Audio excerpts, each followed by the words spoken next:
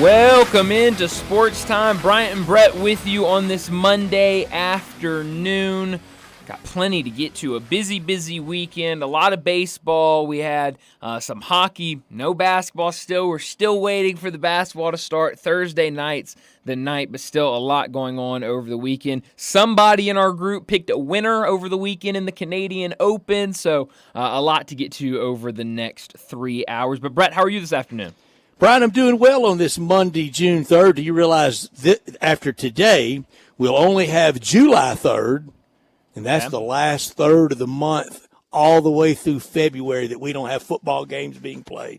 Is that right? Hall of Fame game on Thursday night, August 1st. Wow. Then that following Saturday is August 3rd. No games that weekend. It's not full, but football will have started in preseason style. And then that next Thursday night, that's when the NFL gets into Thursday, Friday, Saturday, Sunday, and some Mondays. Wow. It's basically auditions. But I'll be honest, I did not realize that. So that is welcome. When you started saying that, I was like, August 3rd? What in the world? What kind of games being played on August 3rd? I was like, high school's not playing that early? I don't know. I was like, maybe he meant two more, but no. I see what you mean now. After today and the one in the third of the month in July, that's the end of the thirds that we won't be firmly ensconced into football. Speaking of football, if the Showboats could only play Houston, they'd be the 72 Dolphins. I mean, undefeated against Houston. I don't know what it is about them, but they find ways to win, I guess. Wrapped up their season last night with a win. That's right. And we wrapped up a season of Showboat Bankroll. We didn't have the number on Friday, so we had to do it off there.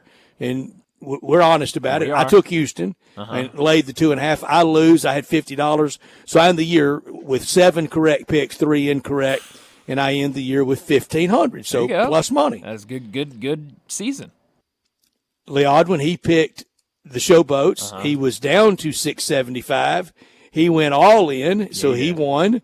He picked the Showboats. They went straight up, getting the 2.5. So he finished the year at $1,350. About that. 3-7 team, Johnny and Lee Odwin. Bryant Dacus, he went into the weekend up 11.30. That's you, Bryant Dacus. Right. He went into the weekend up 11.30.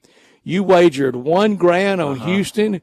You're the winner for the year. On Memphis. On Memphis. On Memphis. You wagered on Memphis on the Houston game. 20, and you win. You finish the year up 2,136 and 4 on the year. How about that? What a season.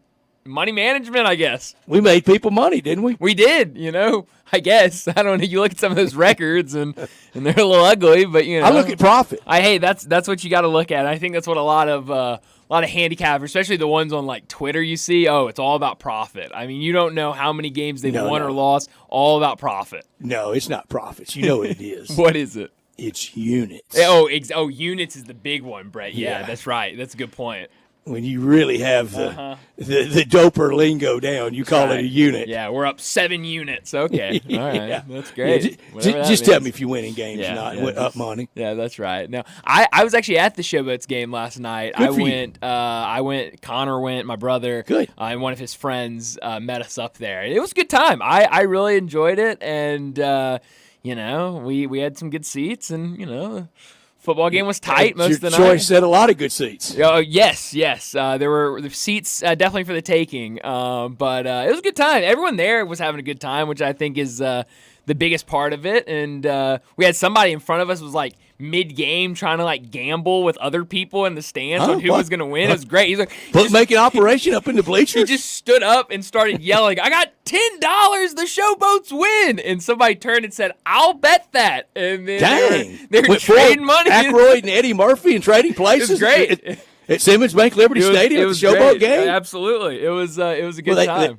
Shortened January orange juice. I don't know what they were doing, but they were certainly sipping on some type of juice. But it was a good time. And that's a bold move to run and make an operation up in the bleachers. It's like the FBI going to come out of nowhere and start arresting people. No, but it was a lot of fun, and tight game, good game, close game, and Showboats find a way to win. So now they get the number 1 pick because of how the UFL was going to do it. Somehow they just got I don't know if you want to say lucked into it, but somehow they stumbled into having Zany the two UFL. 1-8 teams playing each other the last week of the season. And so what do? You say winner gets the number 1 pick. And so congratulations, Showboats. Connor, midway through the game, was asking me, now, do we know what the UFL mock drafts look like? Do we have any of those? Can we pull them up? Who's going to be our number 1 pick? And so we'll have to get that together on who the Showboats will be selecting. That's a mock. Nobody wants to be on. No. That's the mock that you're not trying to. Because he was starting to say, because he got confused. That's a mockery of mocks. That's right. Because he was getting confused, and he was like,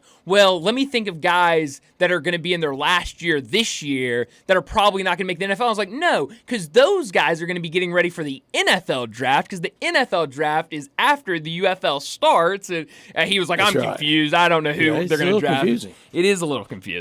And poor Connor, his Southsiders, his White Sox. Oh man, they're in another ugly schneid. Ugly. We're back on 62 Mets. We are Alert. And they're not playing nice, and they're accusing other teams of not playing nice. Speaking of that, wasn't Tommy Pham one of them involved a few years ago in the fantasy football operation? Yeah, with Jock Peterson. That's right. Yes, they were the two going at it. And now he goes. He just went nuts. Yeah, he which I learned today from Johnny Radio that he's like a black belt or something like that. Like he's real into kung fu and karate or something like that. Yeah, that's what John said. He was talking about that post game or something like that. So who knows? In the history of AutoZone Park, and I think most people would have any experience being around them, covering those games, working for the team. One of the more difficult humans that ever hit town. And his nickname around the ballpark was Big League Tommy Pham, because he thought he should be in the big leagues and not stuck in the minor leagues. Maybe he was right, but he was something to get along with. There were 2 guys ever. I'll call the names. There were 2 guys ever that, there are a lot of requests and a lot of nights. They have St. Jude children at games and various companies, FedEx or AutoZone or other companies around town, want them to have, some time with them. Look, I fully understand those players can't say yes, and they're not obligated to say yes to everything. They're not obligated to say yes to anything if they don't want to. But we also know there's a certain way when you want to, you feel compelled to, you're having that kind of day that you can say it in a nicer way. 2 people ever, Mark McGuire and Tommy Pham, went full blank the St. Jude kids. It's not and a good I think look. there's just a special bad place for you if that rolls out of your mouth. Yeah, that's not a good look at all. And I know we here obviously know how much St. Jude means and stuff like that, but it's not hard to know what type of job St. Jude I'd rather does. not. Can I catch up with you tomorrow? Yes. I'm busy. Hey, I'm busy, in a 2 for 17. Whatever it is. Whatever it is. But Mark McGuire famously opening day of AutoZone Park. Wow, that's even worse. So yeah, not good at all. And yeah, Tommy Pham, kind of went crazy yesterday against the Brewers during the game and after the game. So kind of glad he's not a Cardinal anymore, if I'm being honest. I said on Friday I only wanted 1 in Philadelphia. Well, I'm glad I didn't want much more. That's right. Yeah, that's don't all get I too got. greedy. And Brian, lucky to get that one last night. And to salvage 1 game out of the 3, and my motivation on Friday was simply corroborated, substantiated by everything I saw over the weekend. The Phillies are just light years better than St. Louis. They're and so guess good. what, Bryant? If they played 100 times, I think the Phillies would win about 2 out of 3 or 3 out of 4 over that 100 times. I think you're probably right. No, the Phillies are a really, really good team. We've kind of seen them building in this direction for a couple of years now, and it feels like they're always kind of right there. And well, they have been World Series and NLCS the last 2 years. Yes, and so now they just look like the powerhouse that they've kind of shown that they can be. And if they get any pitching, oh yeah. And just it would be too cruel if all their bats went stone cold silent. Come October, that can happen. Sure, we've seen it happen, and usually for a team, if one of the 2 goes just completely off the rails, you're probably not going to win it. Pitching gets loose. Yeah, you can't hit enough to overcome it. And on the other side, if the bats go quiet, it's hard to outpitch it. Yeah. If both happens, you don't have a prayer. Yeah. And that's what happened in Fayetteville to Arkansas over the weekend. Man, what a weekend! Both both went off the rails. Saturday night, the pitcher, the Hoss of college baseball, just gets lit up in a horrific inning. Yeah. And then the bats that I was scared all year could go too quiet at the wrong time. They go quiet yesterday to SEMO, Southeast Missouri, right there, right up the road here at Cape Girardeau. Yep. They allowed 7 runs a game in the OVC. Hold Arkansas to 3 yesterday at Baum, eliminate Arkansas. Yeah, and lucky to get 3. You know, had a home run in the 9th inning with 1 or 2 outs. So, a 180 hitter, first college career home run, I think. Yes, it sure was. I think he was stunned that Dave Van Horn told him to grab a bat. Get a bat and get in there. And Dave Van Horn was playing guys like on senior night late in the game. Well, let's get them in a tournament game. It's over. It was weird. I mean, it was a sight that you don't see very often. And, I forget the stat that they kept talking about, but, I mean, the amount of runners that Arkansas left stranded. I mean, they have base runners all over the place, just could not find ways to get them in and get them to score. And on the other side, SEMO, which I remember, Brett, us talking about this SEMO team on Friday when these two teams started the Fayetteville Regional against each other, and it was like Arkansas's up 8-0, and then here comes SEMO, and now they've finished 17-9. That's right. It was just a crazy scoring game. Yeah, absolutely. I wonder if the showboat bookie up in the stands had anything working. Should have asked him. I don't know. On the College World Series. Anything on the overs in the College World Series. But no, I mean, SEMO, I think, kind of saw in that game, even though they lost, that, hey, we can put up runs against this Arkansas team, and certainly had a lot of confidence. They weren't scared. Yesterday, no, not scared at all, and pulled the big-time upset. That was really fun to watch. Big-time shocking upset. I heard a first yesterday, Brian. Okay. I was listening to the Razorback game, and I love Phil Elson. Phil Elson's been a guest of ours. He's part of their football pregame, halftime, postgame, similar to the role that Gary Darby plays at Ole Miss, and kind of brings it all together like Darb does for us. And then in baseball, he's been the play-by-play guy for several years now. Before that, he was the voice of the Arkansas Travelers, the Double-A team in North Little Rock, and Phil's a great guy. The analyst, Bubba Carpenter, new to it, still hard for me to get used to because I so enjoyed Rick Schaefer forever in that role. And it's probably generational, but it's not my style of listening of how he is. It's very, very audacious in a lot of ways. But anyway, yesterday, and very pro his team. Okay, we're all that. I understand that. But in a point of exasperation, he literally said, the SEMO pitcher, he's throwing it too slow. Arkansas can't adjust. What? Wow. Throwing it too slow. That's called batting practice, isn't it? Yeah. Oh, my goodness. Throwing it too slow is right up there. You know what, Bryant? I just have too hot a girlfriend. That's right. Yep. Making too much money. And when I play golf, I make too many birdies. That's crazy. I have never heard somebody use that as an excuse. In the history of hometown cozy announcers, I have never heard anything to top it. It said they're just throwing it too slow. That's incredible. Wow.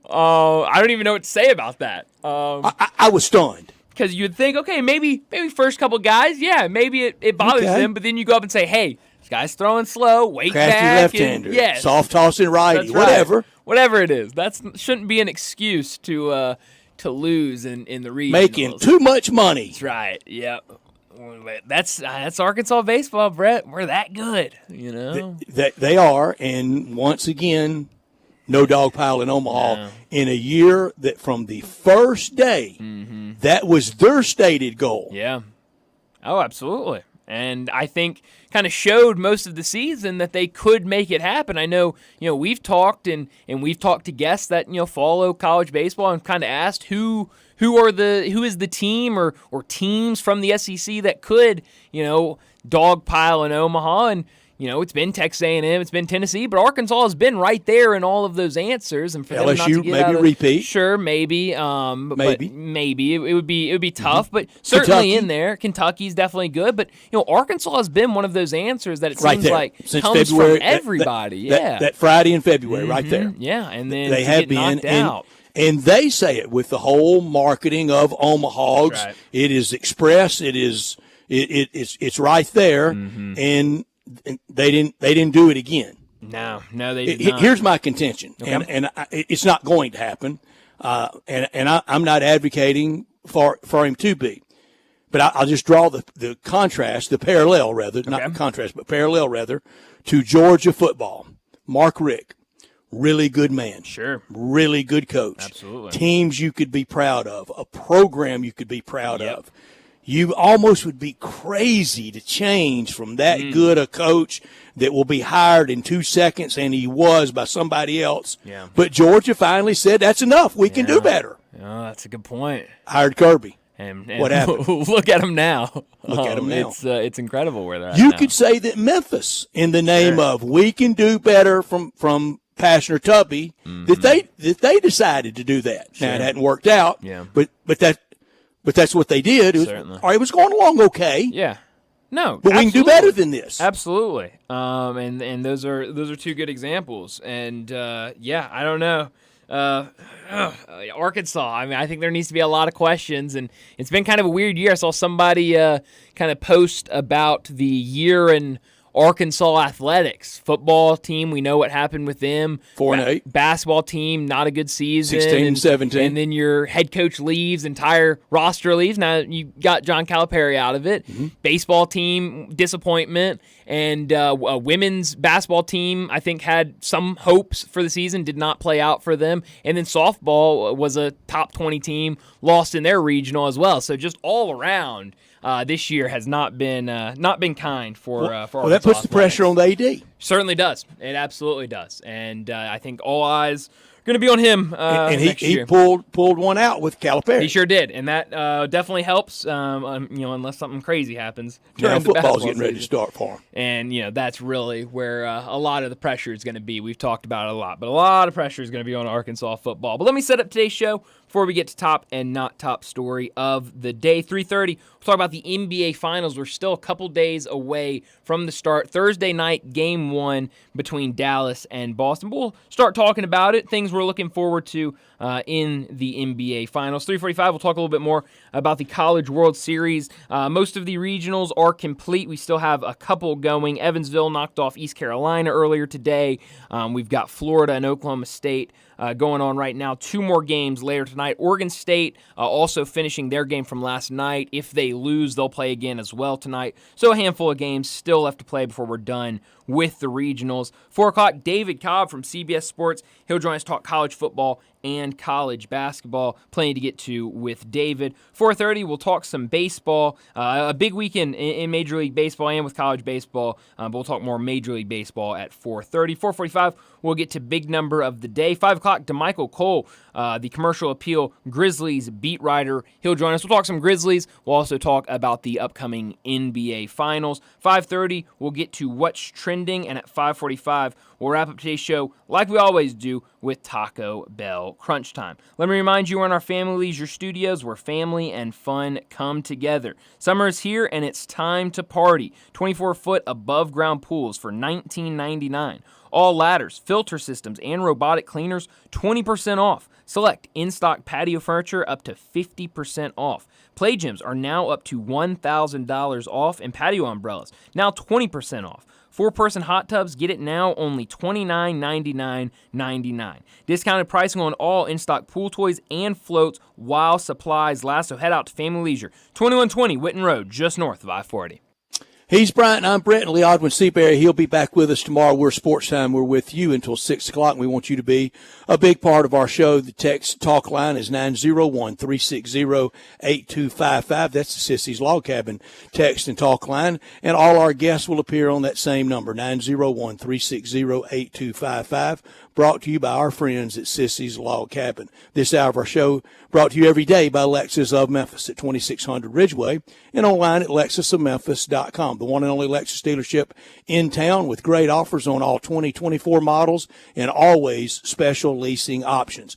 Coming up for a big getaway around the 4th of July and you want to lease something, let Lexus of Memphis take care of you. Call them at 901-334-9673. But better yet, stop by the one and only Lexus dealership in town at 2600 Ridgeway and put yourself in the driver's seat of the all-new 2024 flagship LS 500, and you'll be looking and you'll be driving in style. When you purchase a Lexus, you get top-of-the-line engineering and design, and they make for the luxury driving experience. Online at LexusOfMemphis.com. Experience amazing at Lexus of Memphis. Top story of the day.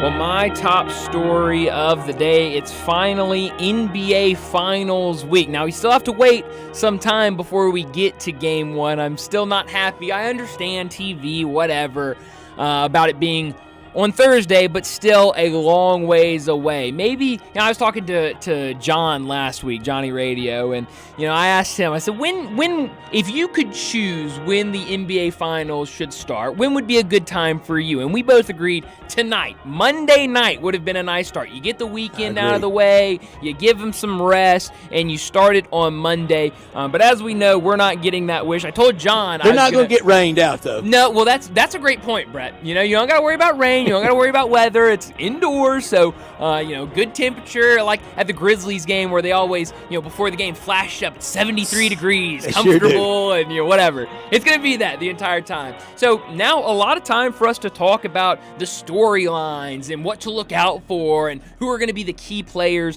in this game, because it's going to be a very interesting matchup. You look at Boston, and really their story throughout the entire playoffs have been those two stars, Jason Tatum, Jaylen Brown, what those two guys are doing, what they're giving to that Celtics team. But on the other side, it's kind of the opposite. Yeah, we know Luka is a great player. He's doing things we've never seen before in NBA history. And you also got Kyrie Irving, who's playing extremely well. But the big story for the Mavericks have been those role players, those guys that they got at the deadline. PJ Washington, Daniel Gafford, Lively coming along as a rookie. That's been the story for Dallas, and now you've got these two teams meeting in the finals. Should be a lot of fun. I know right now Boston is the favorite for good reasons. They ran away with the East. They made most of this playoffs look very easy, but don't think twice. Don't sleep on this Dallas team. I don't know who I'm going to pick yet when we make our picks, but Dallas has shown that they can match up with anybody, and they have shown time and time again that no matter if it's going to be a Game 7, that they can show up and anybody on any given night can step up and be that guy. And so I think it's going to be a really fun NBA Finals. The modern-day Larry Bird playing in Boston Thursday night, Luka Doncic. How about that? The transformation that Dallas, the respect they've gained, earned. That's how you get it in the last 2 weeks. It's remarkable. My top story, Penny Hardaway in a very brief, tense media availability this morning at a local golf tournament said, quote, "I get no room for error," end of quote. Do you think that's accurate? I don't. That quote, for me, confirms what I've heard from people over the offseason since the last year ended, is both with things off the court, the health of his mother, and he addressed that this morning as well, and we always want that to have a peaceful resolution. But also confirms from me, from what I've heard from a lot of people, that he has spent, since the end of the year, really brooding and really mad over how last year ended and the criticism. For him to say, quote, "I get no room for error," end of quote, is, I just think, unabashedly wrong. He's entering into a 7th year in a job where he has done very, very little in. That's your room for error. Because you are Penny Hardaway. Nobody gonna fire you. Nobody should fire you. Nobody talks about firing you. The criticism has been on the mild side. And to say that, to almost go petulant about that, shows me that next year could get really ugly. You're right about that. Not top story of the day. Well, my not top story of the day, it is Tiger basketball related, but it is not what Penny Hardaway said this morning at Southwind. It is who they might go and get out of the transfer portal. That's kind of been the big talk now with David Jones going to stay in the draft. They need that extra piece, maybe one more guy to add and wrap up with this roster. And it looks like right now, according to several different people, Memphis is in a really, really good spot with Kansas State transfer Arthur Kaluma. A lot of people might remember him.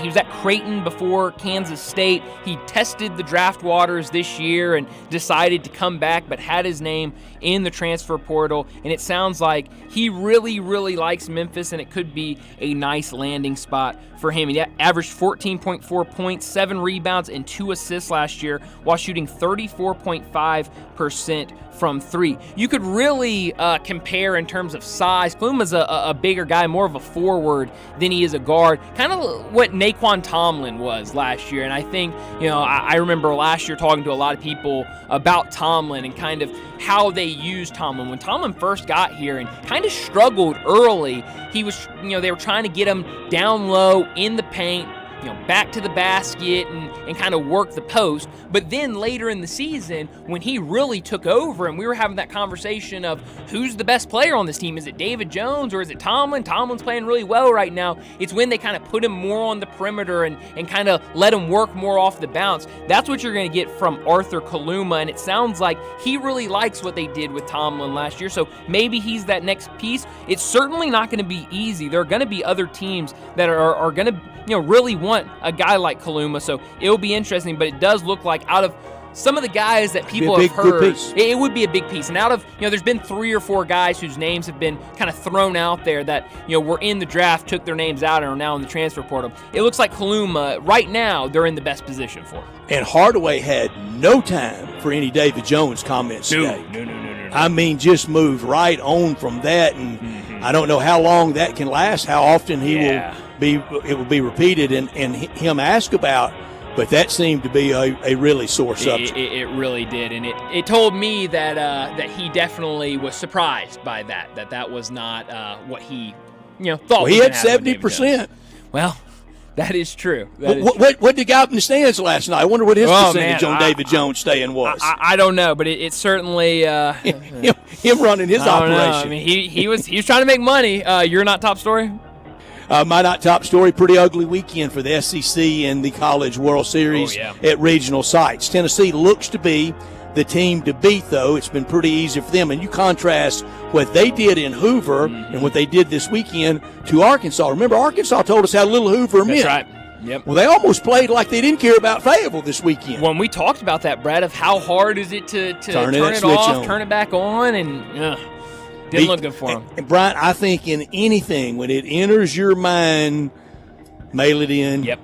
Just kind of you can't do it. You got to stay sharp. Arkansas wasn't. Tennessee, they have been. But also this for the SEC, getting a lot of overrated, too many teams invited. Here it is for the SEC.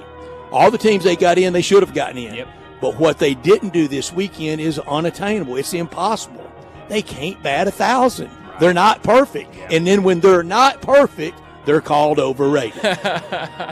Well, that is interesting. I bet there's a dog pile with a team with SEC involved in Omaha in about a month. Yeah, I think that bet would be a pretty good one, pretty strong one. We could the last 4 in a row has been SEC and 5 out of 6. Yeah, it feels like a pretty good bet. But I'll do it for top and not top story of the day. Let's go ahead and get to a break, and when we come back, we'll start talking about the NBA Finals. That's next on Sportstime.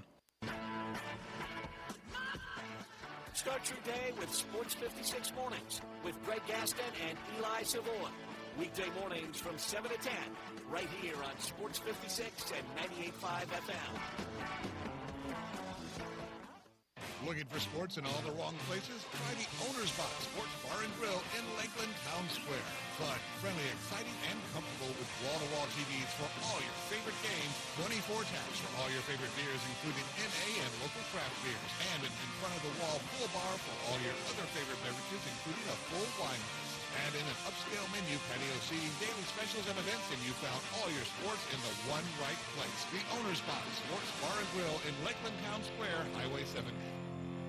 This is hard to believe, but the Hyundai Santa Fe is actually better. I know, that's crazy, isn't it? The 2024 Santa Fe is new, top to bottom, and even better than before. It's almost as big as the Palisade, so roomy, and now it's got a standard third row. Everybody's clamoring for that. And it's the best SUV when it comes to the ride than ever before. You know how with SUVs you love it because you're sitting high, but you don't get that luxury kind of ride like a sedan? You do with the 2024 Santa Fe. It's the best riding SUV ever, and it's quiet. It's the ultimate family car. All you've got to do to be sold is to test drive it. The people at Homer Skelton Hyundai are saying, come try it. You'll love it. Homer Skelton Hyundai, right at the corner of Highway 78 and Craft Road. First exit in Mississippi. Go see the ultimate SUV, the 2024 Santa Fe.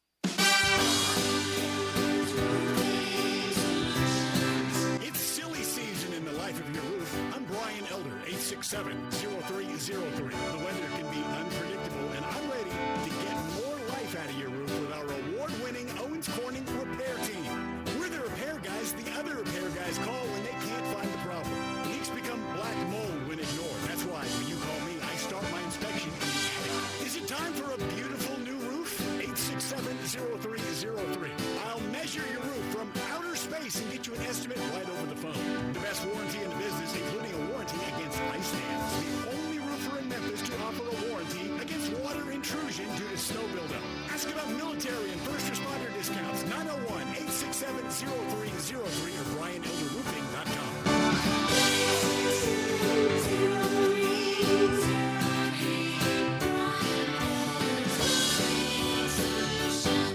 Seasons change. Why not your tech? Upgrade now during the Dell Technologies Summer Sale event and save on select PCs like the XPS 16 powered by Intel Core processors. You'll be able to bring your most intensive projects to life with built-in AI, minimalistic design, immersive visuals, and cinematic audio. When you shop online at Dell.com/deals, you'll have access to exceptional tech and electronics plus free shipping on everything. Amazing prices await you for a limited time only at Dell.com/deals. That's Dell.com/deals. When you think about insurance and you want great value without sacrificing great service, I want you to think one place, the Eflin Insurance and the entire Eflin Insurance team. Matt and his group of professionals will access 10 leading companies to find the right home and auto program that fits your budget and your absolute needs. The Eflin Insurance team, the number 386-GER, 386-4777. Now back to Sports Time on Sports 56 and 98.5 FM. This hour is brought to you by Lexus of Memphis. Here are your hosts, Brett Stack, Sports Movie, and Brian Davis.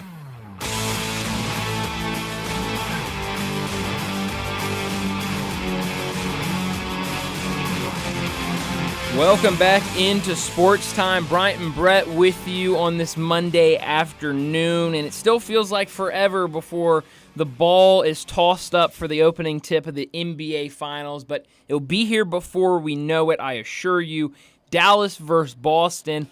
I'm excited about this matchup, Brett. I talked about it with my top story. It really feels like you've got star power on both sides. We know what Jason Tatum and Jaylen Brown are. We know what Luka and Kyrie are. But it feels like, to me at least, that the stories for both these teams have been quite different. Boston, it's been those stars and how they're showing up. For Dallas, it's been that supporting cast and having P.J. Washington and Gafford and Lively and Kleba coming back and giving them really good minutes. That's been the story for Dallas that has gotten them to this point. I think that's going to be kind of a fun storyline to pay attention to. Can those role players, if we're being honest, those role guys on this roster, can they step up in the biggest moment of the NBA Finals and do enough to get past a really strong Boston team?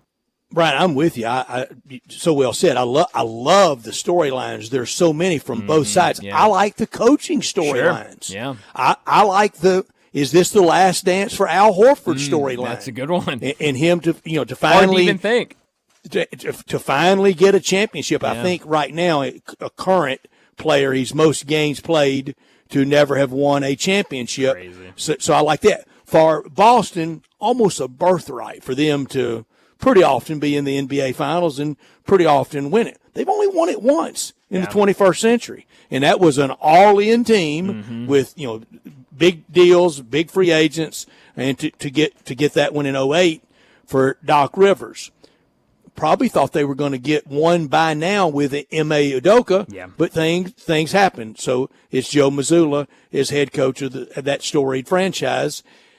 Dallas, after they won it with Dirk, I bet you that a lot of their fans probably made that proclamation of, you just let us win this one. I don't care if we ever get back. Yeah. Well, that always that always wears off, doesn't it? It sure does. And now they're back with a player that, given time, may be better than Dirk Nowitzki was, international player, and playing at a level that we just can't imagine. And we're now into a lot of different champions. We know we're going to have 6 straight different champions the last 6 years. Nobody's repeated over that time. And also this with Luka.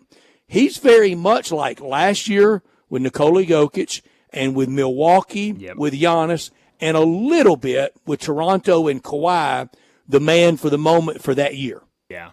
No, you're absolutely right. And man, I love Luka. I think he's a great player. And it feels like, I said this last week, I love the fact that it feels like more people are appreciating him now because he's doing less talking to the officials. I'm just going to say that what it is. Well, he's talking to the fans. Well, he yaps he to sure everybody. is. But he's got to yap at somebody, Brett. He does. And people do not like when he was yapping at the officials. And so, maybe that's a good thing because I think you're right. I think Luka is a special player. And you saying, we might be seeing somebody that might be better than Dirk is crazy to even think of. Hard to believe. Right. It's hard to believe. I think Dirk's the greatest international player ever. Yeah. Hakeem Olajuwon, certainly in there. Absolutely. There's certainly others. But, Luka is right there. And, for whatever the reason is that people want to kind of discredit him, he's a gamer. And he shows up at big moments and has certainly showed up for this Dallas team in recent weeks throughout these playoffs. And the reception for Kyrie Irving, well, that's going to be a big one too. Is not going to be tame in Boston. Sometimes for the not so good can really get on an opposing player. Yeah, and I loved what Kyrie said. I think it was after the game the one they won to get this spot in the finals, and he was asked like, "Hey, you're going to be going into a environment that is going to be very hostile against you." And I loved what he said. He was kind of like, "Well, last time when I went there, when I was with Brooklyn and, stepped on the logo and all that stuff, he's like, I was in a really bad spot mentally. And he was like, I'm better now. I'm more mature now. And I just loved how he handled it of kind of, I'm just going in there to try to handle business. It's not going to back him off, but, and I kind of want Kyrie to play up to it, but, it's going to be interesting to see that reception and see how Kyrie handles it because, like I just mentioned, we've seen him handle it in different ways in the past, and it will be interesting to see, with such a big scale, how he'll handle it. We all saw the NBA was approaching the iceberg on the series ending too quickly. Sure, yeah. Almost like the pitcher throwing it too slow. That's right.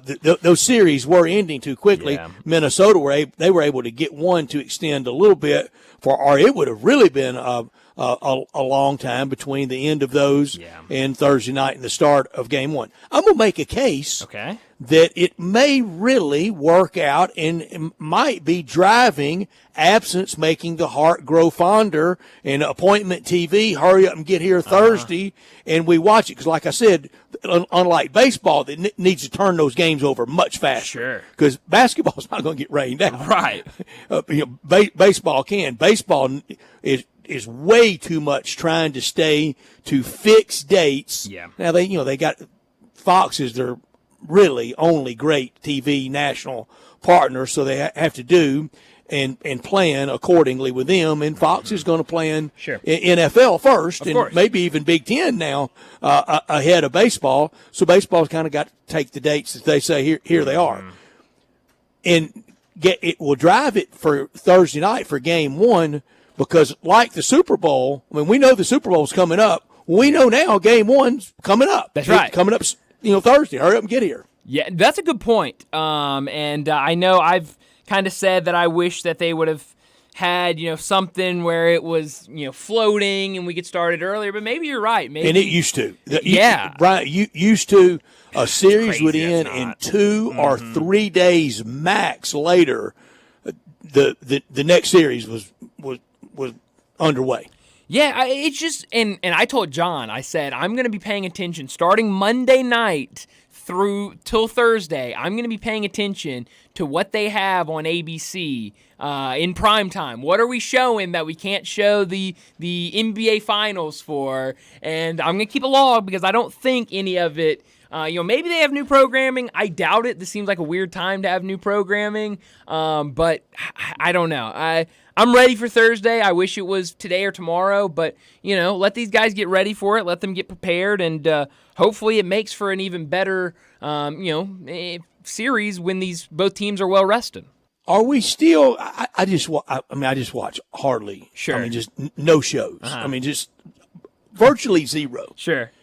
Is summertime still mostly used to in the old days of 3, 5, and 13 of ABC, NBC, and CBS?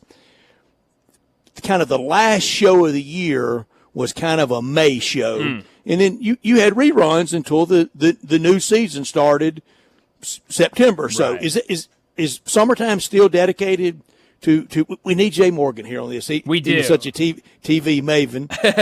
Is it still dedicated to reruns? Brett, in the summertime? You took the words out of my mouth because I was about to say I don't know, but I can text Jay Morgan and find out. I think they do more new programming in the summer than they used to. I think is it dancing and singing shows? I think so. But it's not like a ton of hide and go seek. I think Which so. That's all Survivor was. Sure, playing hide and go right. seek. And well, now Brett, they even have shows that are indoors. That's like playing hide and go seek. Oh, so, yeah, or stuff where you're like trying to chase somebody. Boy, this generation's so soft. They got to play hide and go seek inside. Do it inside. That's right. Tonight on your ABC station, starting at 7 in the Central Time, Celebrity Wheel of Fortune.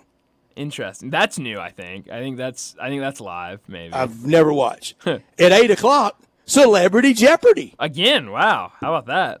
A little doubleheader. 9 o'clock, Press Your Luck. I'm not familiar with Press Your Luck. I don't know. What even sounds like Press Your Luck? Sounds like a game show, though, doesn't it? It definitely sounds like a game show. Yeah. That's tonight on your ABC affiliate. Wow. Riveting stuff on ABC tonight. I mean, I know they don't care, but I've never watched any of that. So it looks like Test Your Luck is a spinoff of the Press original. Your Luck, Press Your. Yeah, what'd I say? You said test. Oh yeah, but press. Excuse me. Yeah, Press Your Luck. I mean that shows how much I know about it. It's based on a 1984 game show that they're doing a reboot of. I don't think it's live tonight. I think this is a rerun from last year. You know what they need to do to give us in the summertime? What's that? Young and the Restless at night. Well, that's especially your thing, since Brett. It's been knocked out so much lately for breaking national news. Well, I'm not familiar with the I'm not on the soap opera scene, Brett. So that's yours. I just want the NBA Finals here. Without looking, I know you're an honest person. Yeah. Lunch anywhere you want to go the rest of the week. If you can tell me what's on your ABC affiliate right now in Memphis. On ABC right now. I know it's on. I don't know if it's on ABC. I think it's on just regular ESPN. Is it the Softball World Series, Brett? No. What is it? It's People Puzzler. I'm not A game familiar show. with. I'm not A familiar. lot of with game People shows. Puzzle. I had no game clue. shows are back. I don't. 70s rock, the topic right now, Wow. with a great picture of Jimi Hendrix laying it down. Well, Brett, we might need to get to a break because I'm sure you'd be great at that game if it's 70s rock. That sounds like it's up your alley. Man, People Puzzler and People Magazine logo, so I guess it's interesting. It runs it. It sponsors it. Yeah, I right can now, tell you Cedric, that much. Kimberly, and Eric, the three combatants. Shout out them. I can tell you that, though, Brett. Game shows are back. I mean, every network has a ton of game shows running. I had no clue. They're big now. I'm not a huge game show. There's some game shows. Here's my old man comment of the day. I may top it at some point. Oh, jeez. I really miss the hard copy edition, getting it every day, of the Commercial Appeal. I miss it so bad. Yeah. We got it forever. I loved it, and I miss the crossword puzzle. Brett, I'm so glad you brought that up. Okay, so as you know, when I started working here, I also worked at ATC Fitness. And I had worked there during COVID and different things. So me and the manager were really tight. I hope nobody, well, she doesn't work there anymore, so I can say it. We, in the mornings when we worked together, we would print out crossword puzzles from the Commercial Appeal. We'd go onto their website. She had an account. I also have an account, but she used hers, whatever. And we would print out the daily crosswords, and we'd just sit there all day. And, not much going on, especially there are a lot of times, not lunchtime, that people, not a lot of people in the gym. I miss it so bad. And so we would do the crosswords while we were sitting there. It was a good time. I bet you didn't think I could top you with I missed the crossword puzzle. Here's something else I miss. Please. And I go online occasionally. Usually I go online if somebody tells me, though. Sure. I miss the obituaries. Oh, and interesting. I miss friends of mine's friends of mine. Yeah. Friends of mine. And don't know it for a while. Well, yes. That's you topped crosswords, I can tell you that. I did. Hate to say it, but that did top crosswords. Yeah, that's really old. Let's get to a break. And when we come back, it was a busy weekend for college baseball with the regionals going on for the College World Series. When we come back, we'll talk about everything that happened over the weekend in college baseball. That's next on Sports Time. Be sure to follow us at Sports56 WHBQ on Twitter, Facebook, Instagram, and YouTube to watch live video of our shows. Stay up to date with station events and have chances to win prizes. Don't miss out on anything that's going on. Follow us at Sports56 WHBQ.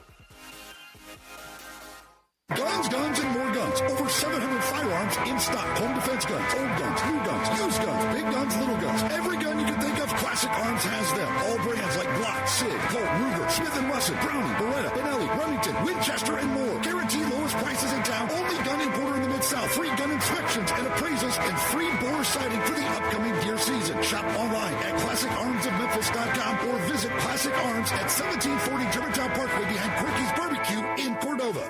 Wesley Financial Group is not a law firm. This story is called The Ugly Truth About Timeshare. If you think you've done your family a favor by buying a timeshare, you need my help. Hello, I'm Chuck McDowell, founder of Wesley Financial Group. 10 years ago, I started helping folks cancel their timeshare. And in the process, started what's now called the timeshare cancellation industry. The ugly truth is when you buy a timeshare, you can't tell me how much it's going to cost or when it's going to end. I recently helped a couple that had their maintenance fees go from $800 to $3,200 a year. They also received a $4,000 assessment for a hurricane that was over 1,000 miles away. Sound crazy?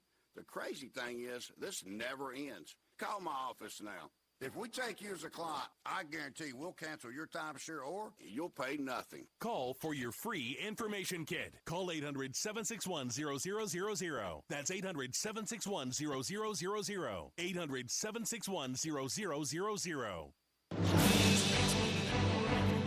Right now at Genesis Diamonds, we're always giving relief to our customers with free financing for 5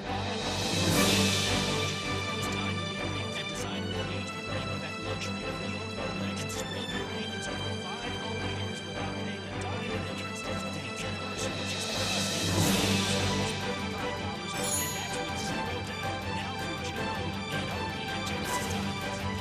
Let's extend our privacy store. Hi, it's the Herd. The action's heating up at DraftKings Sportsbook, an official sports betting partner of the NBA. Download the DraftKings Sportsbook app now. It's quick. Use the code HERD, H-E-R-D, for new customers to get a no-sweat bet up to $1,500 if your first bet doesn't hit. Only on DraftKings. The crown is yours.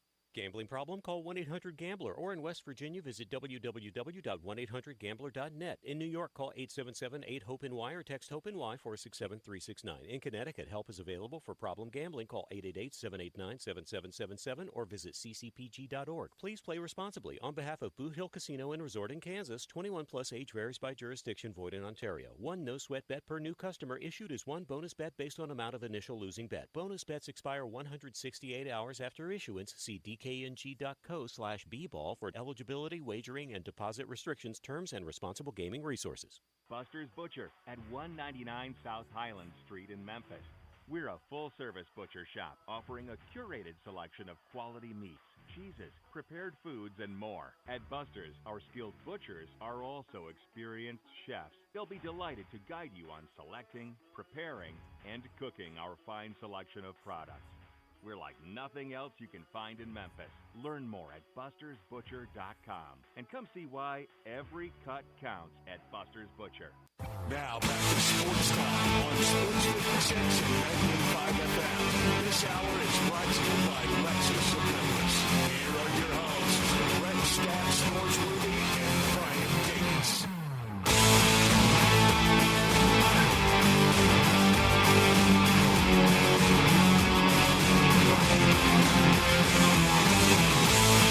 Well, it was a wild weekend in Major League Baseball. We still got a couple of games left to go right now. Oklahoma State and Florida are playing top of the fifth. Florida's up 3-2. Oklahoma State has 2 on right now with 2 outs. It won't finish 3-2. No. It definitely will not finish. Well, they get the finish. bats out in college, don't they? They sure do. And I know Alan Bell, who we'll talk to on Friday, he's been all over this week and kind of talking about you get to Sunday and Monday and a lot of arms are hurting and you can't go to your regular guys and, you get runs. I mean, runs are already for anybody in college baseball, but then you get some arms not being able to go, and man, it can be any number. And I've mentioned this to Alan, and I get it from Bruce Marshall, that nothing in wagering is static. It's always dynamic. Mm-hmm. You can't, like I told you last week, ride over. You can't. Right. But I think out of 32 first-round games, 18 went over, 14 went under. So, it would have been nominal what you'd have been hit ahead riding the over. I'm gonna say one that's static. Okay. That third game, those Sunday games. Oh yeah. If you're gonna bet, either bet the over or don't bet. Yes. No, those Sunday games, and you saw yesterday. I mean, there were Southern Miss. Man.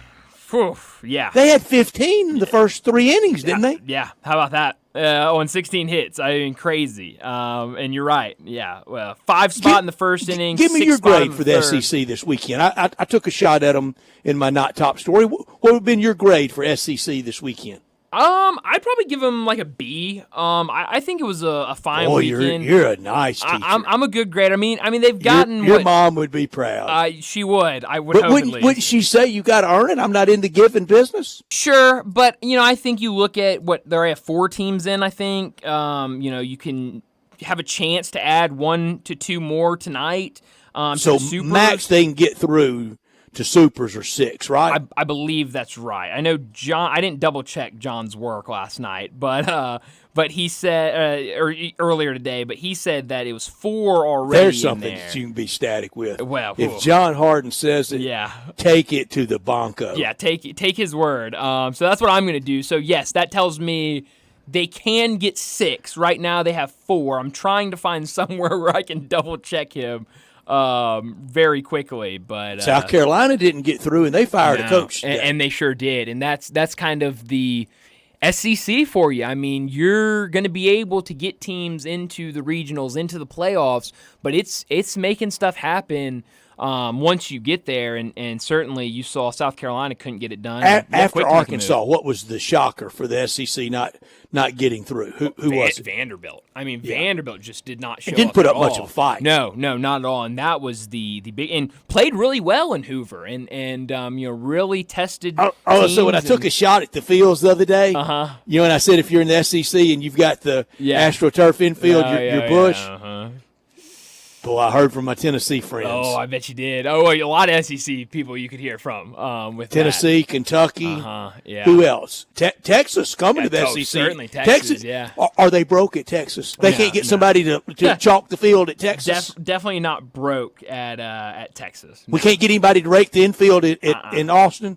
No. Broke. I'll stay with it. I made a lot of I heard from Tennessee fans on Twitter. They weren't as nice as my friends at Texas. Well, but I'll stick with it. Yeah. In the Tennessee athletic department, I know the time of year they play games in Knoxville. I know that. But I also know it doesn't rain every day, or you couldn't have the sport. That's right. Yes, that's absolutely right. You got to go state of the art, sub-air, high tech. Oh, yeah. Drainage, irrigation, etc., and have a real diamond. That's right. If you're in the SEC. If you're not, I can understand budgetary matters at other places, non-SEC. But the SEC don't need to act broke ever. No, they definitely do not. But yeah, so I pulled it up. I was able to pull it up. And John was absolutely right. They have 4 teams. I told you can count on it. You can count on it. It's like the law. 4 teams already in. 2 more can make it. LSU and LSU and Florida. Yeah, so those are the 2 that can make it. So I mean, if you get 6 in, that's pretty good. I don't think they'll get 6 in. I think team to one beat of Florida from and SEC, LSU Tennessee for sure. Who's next? So A&M. A&M looked really good over the weekend. All right, I'm gonna keep asking until I get to my team. Who's next after A&M? Kentucky's right there after that was the answer I was groveling for. Yes, I think, but I think those 3 are so tight. Like I think I would not be surprised out of all 3 of them if one of them were the ones to win it. I would not be surprised at all. I think it's so What about close. Arizona's weekend? Oh man, another bad one. And Grand Canyon gets to the regional finals. They beat up on Arizona. Grand Canyon wasn't even supposed to be in this tournament. They good won sports year for Grand Canyon. A really good sports year. But Grand Canyon goes out, wins the regular season title for their conference, goes out and I think loses on day 1 of their conference tournament. Tarleton State wins it, but they're still in the transition years, so they can't go to the NCAA tournament, which is still stupid. And Grand Canyon has to take their spot. So real quick, because I know we're closer to the break. We're going to have David Cobb coming up at 4:00, as we always do. You saw this weekend in the baseball a glimpse of what you can have some of in football.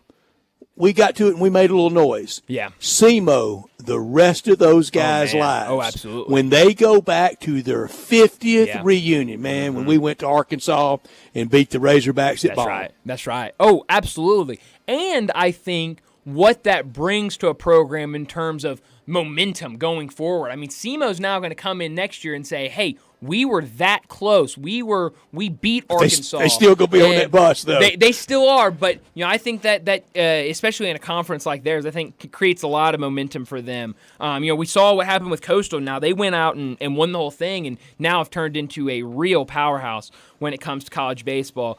So a really fun weekend of college baseball. But we need to get to a break. When we come back, we're talking college football and college basketball with David Cobb.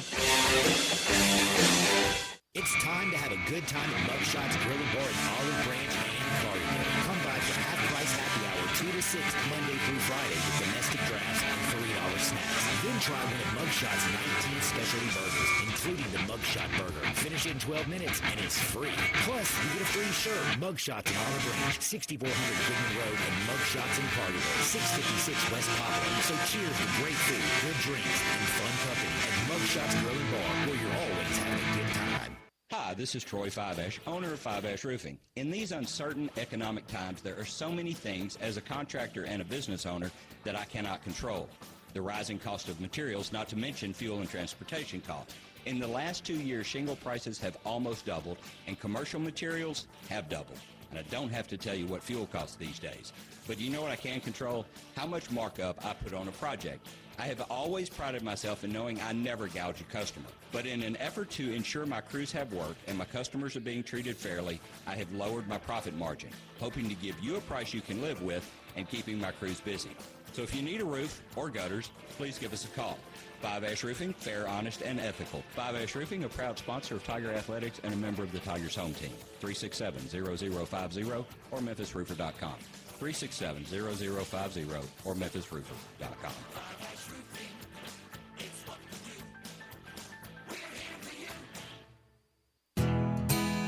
Nestled in the heart of East Memphis, located corner of Park and Cherry, is a beautiful residential neighborhood. I'm here at Town Village Audubon Park interviewing a new resident, Carolyn. Share with us why you chose Town Village. Well, if your parents or special friends need to make that big move, let me share with you my experience. It was tough for me to leave home, but then I discovered Town Village. I would like to highly recommend Town Village to you and your loved ones. After looking at all the amenities and meeting all the people and staff, I was hooked. From restaurant, bistro, 3 meals per day, housekeeping, transportation, security, health care, physical therapy, exercise room, and even a heated pool and spa. Come see us and make your new home at Town Village. Visit us and call Daniel at Town Village Audubon Park at 901-374-7342. There's no place like home, Town Village.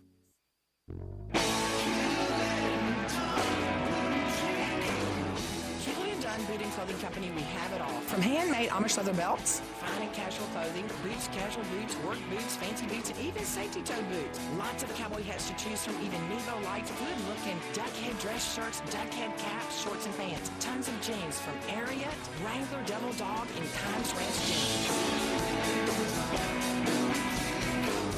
At Hewlett & Dunn, we have a great selection of Old South t-shirts and caps. Fine clothing from dress to casual to Sunday best. Enjoy choosing from UFO's orthopedic approved shoes. Hewlett & Dunn Boot and Clothing Company. Boots of every size, every color, every skin. Great quality Western, work, and safety toe boots. Hewlett & Dunn Boots and Clothing Company. 111 North Center Street, Collierville. Hewlett & Dunn.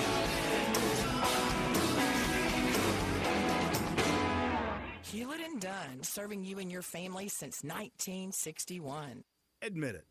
When you start thinking about tastes of Memphis, you think treats, sweets. You think Dinstall's. For 122 years now. What is that, 5 generations? When people wanted something to bring to a party that will just make everybody happy, they bring out Dinstall's. 122 years of cashew crunch, of heavenly hash, of turtlettes, of their award-winning fudge. That's worldwide. It's known that well. Then there's the milk chocolate. It all starts there. There's the double-dip peanuts. And then every fall, those famous chocolate-covered strawberries with that fondant. And they won't tell you what's in the fondant, but it makes it oh so special. And easy to get to. 5 locations. There's where they make the candies in Pleasant View. There's Germantown. There's Collierville. There's even one downtown and in my neck of the woods in Laurelwood. You know what? 122 years made in Memphis and enjoyed by the whole world. Dinstall's.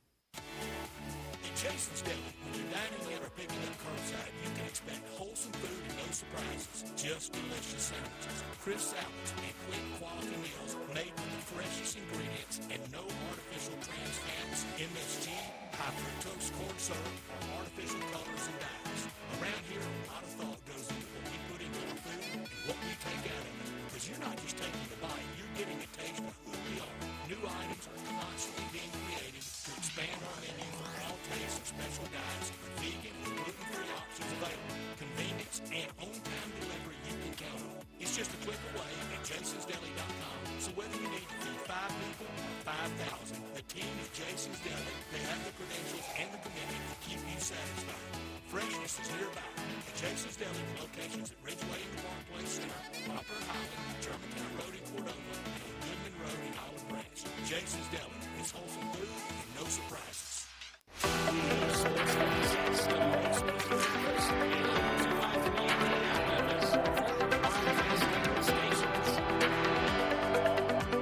Joining Brian and Brett now on Sportstime is National College Football writer for CBS Sports, Memphis native and Tennessee grad, who you can find on Twitter X at David W. Cobb. It's David Cobb.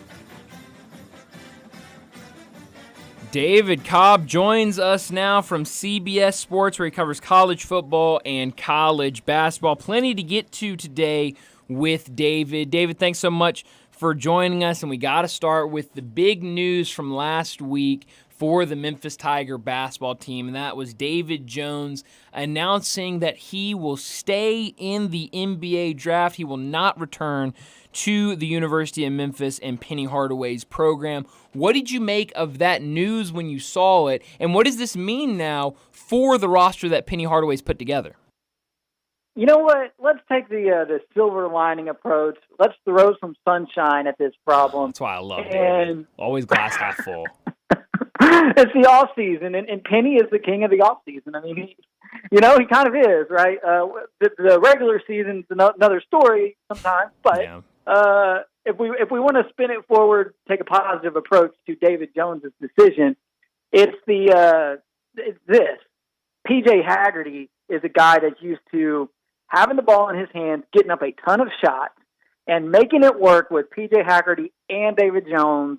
It could have gotten complicated. I'm not saying that it would have been problematic and that they couldn't have figured it out, but it might have been an issue. Like, there might have been too much ego, too much ball dominance there from both those guys. So, okay, it's never a great thing if you lose the presumptive AAC preseason player of the year, and that's what David Jones was going to be.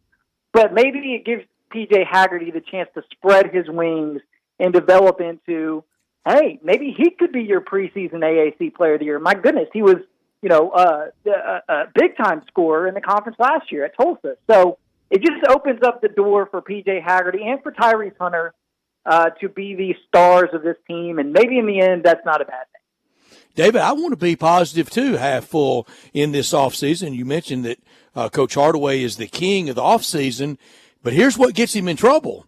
The season, the regular season, and completing a regular season and advancing in the tournament and selling tickets. Right now, he's not selling tickets, and he's not doing anything of any consequence in the postseason tournament, and it's why he was a little bit short this morning with the beat writers.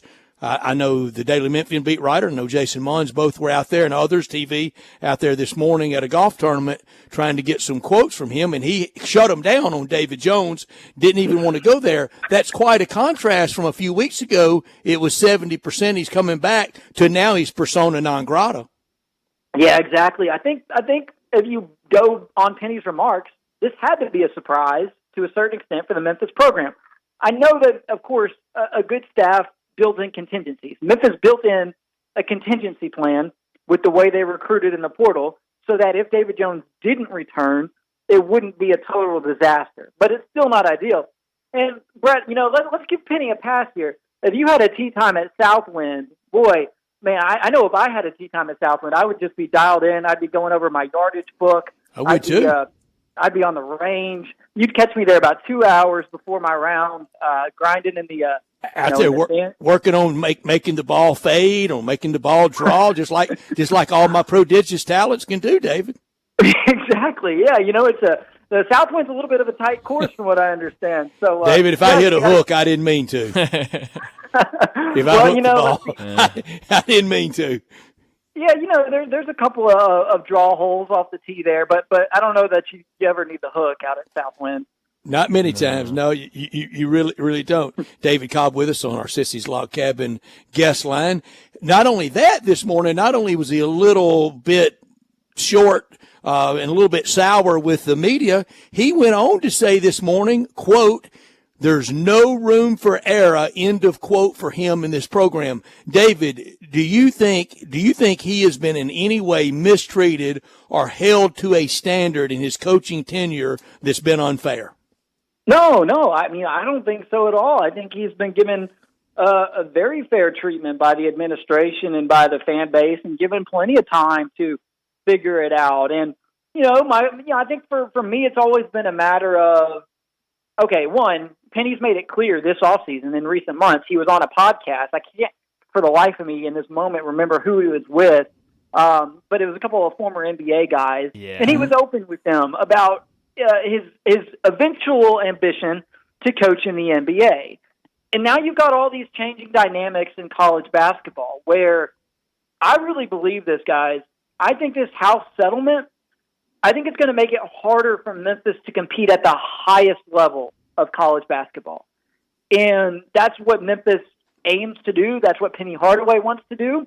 And now you add that settlement into a little bit of pressure, even without, those difficulties with roster management and with paying the players now for a group of 5 program. Even without all that, Penny was going to be feeling a little bit of pressure going into this season because of the fact that they've only won one NCAA tournament game to this point. And so there's a lot of sort of signs that point to, Penny feeling it a little bit right now. And you see that come through a little bit with his approach to, those questions that he got from the local beat writers today. And so I think he seems pretty aware, pretty self-aware. And, I think we can interpret some things from some of the comments that he's made, both today and, in that podcast I referenced, where I don't know that Penny Hardaway is going to be the coach at Memphis in the year 2035. I think sometimes we assume that when a guy gets to his alma mater, he'll never leave. That's not always the case. Almost never works out that way, David. Yeah, and, obviously they've got a shot to do something with the roster that he's put together. But, boy, I think it would benefit them to go out and add an Arthur Kaluma or a Trevon Brazile, or I guess they're not really in on Jameer Watkins. But, there are still some guys out there who they could supplement this roster with. And I know it would mean a lot to Penny to get this program back to the second weekend of the NCAA tournament. It's been a long time. And I think we could all back to the tournament, David. It's back to baby steps. Just get in the tournament, and for him to have that dripping insolence this morning, at them deigning to ask him what his off season's been like, I thought was just an extremely bad look. And when he says there's no room for error in his time, I know I vowed for the first 3 years, and I kept it, to never say a contrary word about him, be nothing but supportive. And I kept it. And there hadn't been many people criticize him since that first 3 years, and we've been through a 40-point loss at Tulsa, all those losses at Tulane, the whole incident with not being able to play the game against Tennessee and Nashville, the lack of postseason success, the home loss to Rice, the blown lead to South Florida, out in the first round at Dickies Arena. I would say he's been given latitude nobody else would have gotten. And I think he knows that. And I think that's why he says... He doesn't know it. He said this morning he has no room for error. Exactly right, though, because he knows those missteps that you've listed. I think he feels that. And I think that's what he means. Oh, okay, so he's saying, I get no room for error. He's saying, poor, pitiful me. How dare y'all not appreciate me more? Wow. So that I don't know that I totally am tracking with him there, because I would track with him if he said this. If he said, I have no room for error, or I've got no room for error. I think that would be accurate, because I think if this Memphis basketball team this year fails to make the NCAA tournament, I don't know that there's any room for error in that scenario. I don't know that the administration and the fan base are rallying behind Penny Hardaway for the 25-26 season if he doesn't get at least get them to the NCAA tournament this year. Because, Brett, you're right. He's been given more room for error than Tubby Smith was. He's been given about as much room for error. And should have been, because he's Penny Hardaway. Right. And probably he's been given about as much room for error as Josh Pastner was, who got several years to try to figure it out at Memphis before ultimately it was just time for everyone to go their separate ways.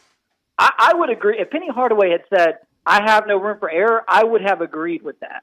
But if he's saying, I get no room for error because everybody's so critical of me, I don't think that's accurate. I mean, honestly, I think there's been a lot of grace with Penny Hardaway, who, came to Memphis from the high school ranks, who obviously was going to maybe need some time to figure it out.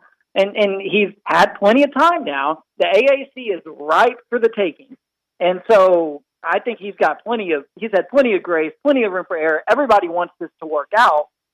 And, this next season is huge, because if it's another underwhelming campaign, then it's really time to take a long evaluation of this program. Yeah. Well, you mentioned a second ago some of the guys that Memphis might be able to go after, and you mentioned Arthur Kaluma from Kansas State, and it looks like from reports today that Memphis is in a good spot for him. What do you think of Arthur Kaluma? I think I saw you have him number 40 in your transfer rankings. What would a guy like that bring to this roster? Yeah, he can score for you. He started a lot of games for some good teams. I mean, Kansas State didn't make the NCAA tournament last year, but he went through the fire in the Big 12 after being a starter at Creighton for the first 2 years of his career. So this would be another older addition, another guy who's got the experience, who's been through the battles, a bigger type of wing, a guy who gets his shots up, but he's not going to shoot as much as David Jones. And so I think that would be a good addition for Memphis because he's a guy who has a little bit of size, who can rise up and get you a shot, maybe in moments when P.J. Haggerty or Tyrese Hunter, as smaller guards, maybe can't. And I know you got Colby Rogers and Baraka Okoji, but Arthur Kaluma's kind of been that guy in big-time college basketball over the course of his career. And he's not the most efficient three-point shooter, but he can make shots from deep, and he can help you on the board. And at least in theory, he should be pretty good defensively. I don't know that it's ever completely clicked for him on that end of the floor, but man, at this stage in the portal, if you can get a guy like that, then that's fantastic. And they should be in a good position to pay him too, because obviously they had a lot set aside to pay David Jones, and they don't have to do that anymore. So I'm not surprised to hear that Memphis is in a good spot with Arthur Kaluma. Our friend David Cobb with us on the Sissy's Log Cabin guest line. He's at CBS Sports covering all things college football and college basketball. Penny talks about on that podcast, look, we all have dreams. We all have goals. I have no problem with that. He talks about, dreaming, pining of someday coaching in the NBA. And we know sometimes the resume and the background on NBA coaches are a little different than college coaches. A lot of people get hired in NFL and in the NBA that would never get hired in college. And sometimes, a lot of times, vice versa. With that, the NBA does require, though, this. They require you to win just like the college jobs do. Right now, today, in college basketball, do you think Penny Hardaway is a top 30 head coach? No, he's not. He's not a top 30 head coach. Now, keep in mind, there's 360 plus. So, I'm saying he's not in the top 10%. And, I don't know if he's a top 50 head coach. I don't know if, just play along with me here, if Penny Hardaway just decided to step aside, from the Memphis job, would he get calls from other colleges? I'm not so sure that he never has. Would. Yeah, and so Penny Hardaway was a unique hire for Memphis, and I think the big attraction to Penny Hardaway was the ability to attract high level talent, and he's done a pretty good job with that. He did a great job with his first few high school classes. Obviously, your Musa Cisse's, your James Wiseman, your Precious Achua's, your Jalen Durns, Amani Bates. The list goes on. All those guys who signed with him in year one, even getting all the way back to Tyler Harris and Alex Lomax. He's done great recruiting in high school. Now he's evolved and he's recruited well from the transfer portal. There's no doubt. He's brought in really good players from the portal. I think where the biggest transition was always going to be for Penny Hardaway coming from the high school ranks was going to be matching with these career tacticians who paid their dues, great point, David. Coming up through the ranks, and were already accustomed to the types of sets and actions that ran hours of practices. Yes, and have crunched hundreds of hours of tape over the course of their careers, and weren't just going to let him walk in and go, "Here you go, Penny. Take over college basketball. It's all yours." Right, and in college coaching, in both football and basketball, there's different styles. Sometimes you get the recruiter, like in college football. Like Mario Cristobal can't coach a game to save his life, but that man can sure recruit. And so, he's had at least some success in college football because of his ability to recruit. I sort of see Penny Hardaway in those same terms. And I'm not saying he doesn't know basketball and that he can't draw up a play or teach an offense or whatever, but I don't think that's his strength. And now if you're moving into an era where it's going to be disadvantageous to compete nationally at Memphis because all these other schools are going to have revenue sharing, then I don't know that Penny's that guy who can out-coach via X's and O's, these master tacticians in career college basketball. Maybe instead of nationally, maybe we need to quantify it. Where does he rank in AAC coaches, and where would he rank, say, if among SEC coaches? Well, among AAC coaches, he should be in the top third. I mean, that league goes through a lot of transition. And, I mean, right now you're looking at Amir Abdur-Rahim, who's going into year 2 at South Florida. I mean, would he be the top competition? Andy Kennedy, maybe. Paul Mills hadn't gotten it going at Wichita State. I mean, that's, we're very much TBD there. The one I'm curious to see this year is John Jacobs coming from that Baylor tree over at FAU. I think FAU could actually avoid the big drop-off that everybody's anticipating. But Penny Hardaway is a top half of the AAC coach, which I realize isn't saying a lot, but then you put him against that SEC crew, boy, that's tough because you've got a lot of really long-time established. Really where would he go in a draft? Yeah, in an SEC draft, I don't know. I don't know that he's going, he'd be near the bottom of an SEC coach's draft. Well, I don't want to spend too much time on FAU basketball on June 3rd, but I did see Baba Miller took his name out of the draft and committed to FAU. What can a guy like that do in a conference like the AAC on a team like FAU, obviously playing the last couple of years at Florida State and, was highly regarded as an international prospect coming out of high school, but, hasn't really gotten it going at Florida State. What do you think he can do at FAU? I think he could do a lot. That's a roster that seems to be coming together pretty well. I mean, almost everybody in the AAC got rocked by the portal. Yeah. So I don't know that this next year Memphis can say, oh, it's an entirely new team and, the chemistry, whatever. I know it's big that they've got all these guys here on campus at a relatively early stage because maybe that gives them a leg up on developing the chemistry. Because everybody in the AAC, every program in this league, got rocked by the portal. And so everyone's going to be trying to build chemistry on the fly, including a team like FAU. So it's going to be on these coaches and on these players to mesh and come together overnight almost. And so whoever can pull that off, you're going to see them at the top of the standings come seasons in. And I think FAU might be right there. I mean, we'll see. Scott Drew's got a really, really nice coaching tree to this point. And John Jacobs could be just the latest member of that tree. So, I'm not, obviously there's going to be a little bit of a drop off. You lose Dustin May, you lose John L. Davis, Vlad Golden, and all these guys. I don't know that FAU is going to be an at-large team, but I would expect FAU with the types of players that they've added to be right there in the top half of the league again. Yeah. David, it's ranking season with a lot of college football proclamations being put out, predictions, magazines. Today, ESPN had their FPI release, a lot of things like that. So we'll stay with that theme and switch to college football if you don't mind. Keep your rankings list out. I heard some Tiger analysts last week say that there's not a better quarterback in the SEC than Seth Hennigan. Do you share that sentiment? If Seth Hennigan played in the SEC, man, we're doing the AAC SEC comparison today. It's tough, but I like it. It's a fun exercise. Seth Hennigan, I think, would be a top half of the SEC quarterback. Wow. I believe that. Now, would he be the best?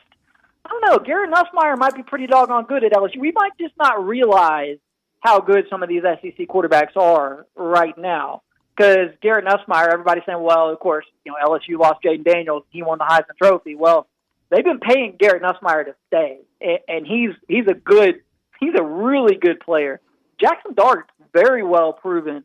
Nico Iamaleava at Tennessee, we'll see. He might have a big breakout year. Connor Weigman at Texas A&M, finally healthy now. He's got a good offensive coordinator there coming over from K-State in Colin Klein. So, and let's not forget, Quinn Ewers and Arch Manning are now in the SEC. So, if you want to say that Seth Hennigan got Graham Mertz at Florida, no doubt. Not to mention, Missouri's got a really good quarterback coming back, and Brady Cook. So, would Seth Hennigan be the most proven quarterback in the SEC? I think you can argue that. But when the dust settles on this next season, I can't sit here and say with certainty that, we're going to look back at the 24 season and say that Seth Hennigan could have been the best quarterback in that conference. Because I believe that a Nussmeier or a Weigman or a Nico, some members of that group are really going to hit. And then, Quinn Ewers and Carson Beck, they're probably on everybody's, top 10 list for the Heisman Trophy. And I don't know that, because, partly because of where he plays and whatnot, you're not going to see Seth Hennigan there. So Yeah, Seth Hennigan, I think he would be a top half of the SEC quarterback, but I wouldn't necessarily say going into this year that he would be the best in the league.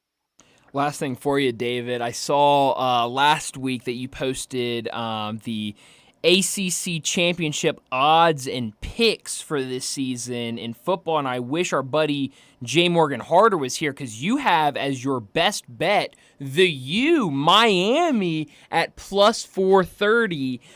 We just talked about that Miami team and you know how they recruit, can bring in a lot of guys, but in recent years really hadn't come together on the field. What do you expect this season from Miami? You mentioned in this story how they don't have to play Clemson or NC State. That definitely gives them a nice road to maybe contend for the ACC. Yeah, nobody's ever been burned the last 10 years by proclaiming that the U is back. That's right. No, nobody. So I'm up there with picking A&M. That's right. Exactly. I'm making a choice here by going out on a limb with Miami, a choice that I very well may regret in week 2 when they have to play Florida. We'll see, but I like Miami. I like the quarterback addition they made, Cam Ward, stud quarterback who's been really productive at Washington State.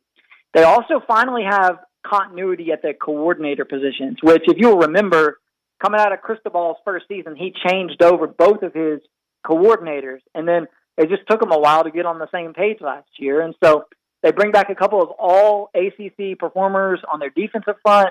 They add in Cam Ward. They've got continuity at the coordinators, and they got a good schedule. So when you look at Florida State replacing Jordan Travis and Jared Verse, and you look at Clemson kind of spinning their wheels in the mud a little bit here, boy, this thing is ripe for the taking for Miami. And so I don't know if the U is back, but I'm saying if you get the right odds, I think Miami is a pretty good bet to win that league because I think they finally got the pieces they need to at least compete for it. 82 days till college football, David. How about that? Man, I can't wait. I was just going through the week 0, week 1, week 2 schedules. Man, week 2, that Saturday afternoon, it's going to be glorious. And then even week David, 1. Great point. And early in those seasons, you know, the old kind of solidarity with Memphis and all the other kind of non-Power 5 teams, you know, champion of the little guy. To heck with that. You need to start opening day pulling against Boise State, Liberty, Fresno State, teams like that. And there's a week 1 opening game. I'm trying to remember the game. I think Oregon plays Boise State early, don't they? Yeah. Yep. Tiger fans, to heck with the little guy. You need to be pulling for the Big Ten Oregon Ducks that day. 100%, and expect all of them to be pulling against you when you go down to Tallahassee in week 3. You're not going to have any Boise State fans rooting for Memphis or Tulane fans rooting for Memphis that week, and so it's going to be fun. I love the death of the champion of the little guy. It's so good. I know it's going to be great. Though. There's going to be a high drama figuring out who's going to represent that group of 5, and it's going to be fun to follow along as Memphis is part of that conversation. Yeah. That's the bunch that always wanted to call college football the evil cartel. Yeah, well, you know, there was always this idea that all the SEC schools should pull for each other, but there have been a lot of people who have always had trouble who wear Tennessee orange saying that they should root for Alabama, or Ole Miss fans saying, oh, yeah, let's root for Mississippi State so that the SEC can look better. The group of 5 is going to kind of all be in that boat this year because it's a winner-take-all situation for everybody in the G5. Yeah. Dog eat dog. Sure is. Absolutely. Well, David, as always, thanks so much for joining us, and we'll do it again next Monday. All right, fellas, I appreciate it. Thanks, David.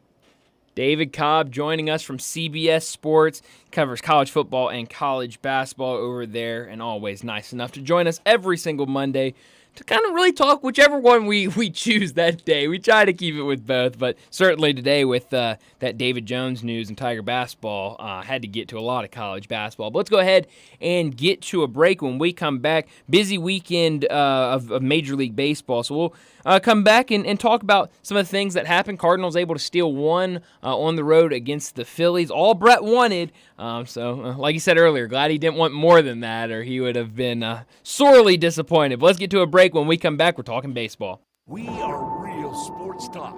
Sports 56 WHBQ. Available on your radio dial at 560 AM and 98.5 FM, as well as around the world online at sports56whbq.com. Take us with you everywhere by downloading the Sports 56 app. And at home, just say, Alexa, play Sports 56. Wherever you are, stay tuned in to real sports talk. Sports 56 and 98.5 FM.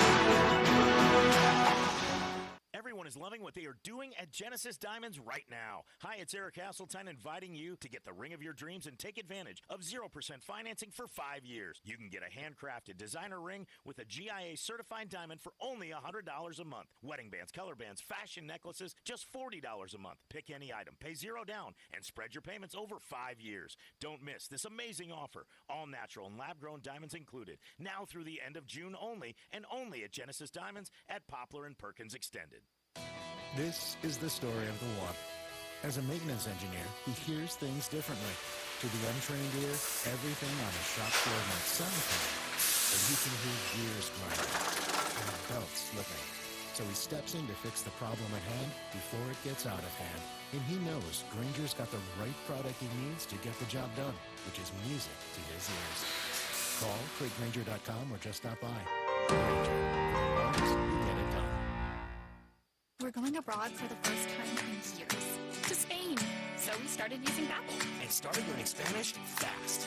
With Babbel, you can start having conversations in another language in just 3 weeks. ¿Cómo te llamas? ¿Cómo te llamas? When you learn a language, you want to actually use it. Babbel is designed with that goal in mind. In just 3 weeks, we're starting to have conversations in Spanish. Gracias, Babbel. Babbel, language for life. Now try Babbel for free at Babbel.com. That's BABBEL.com.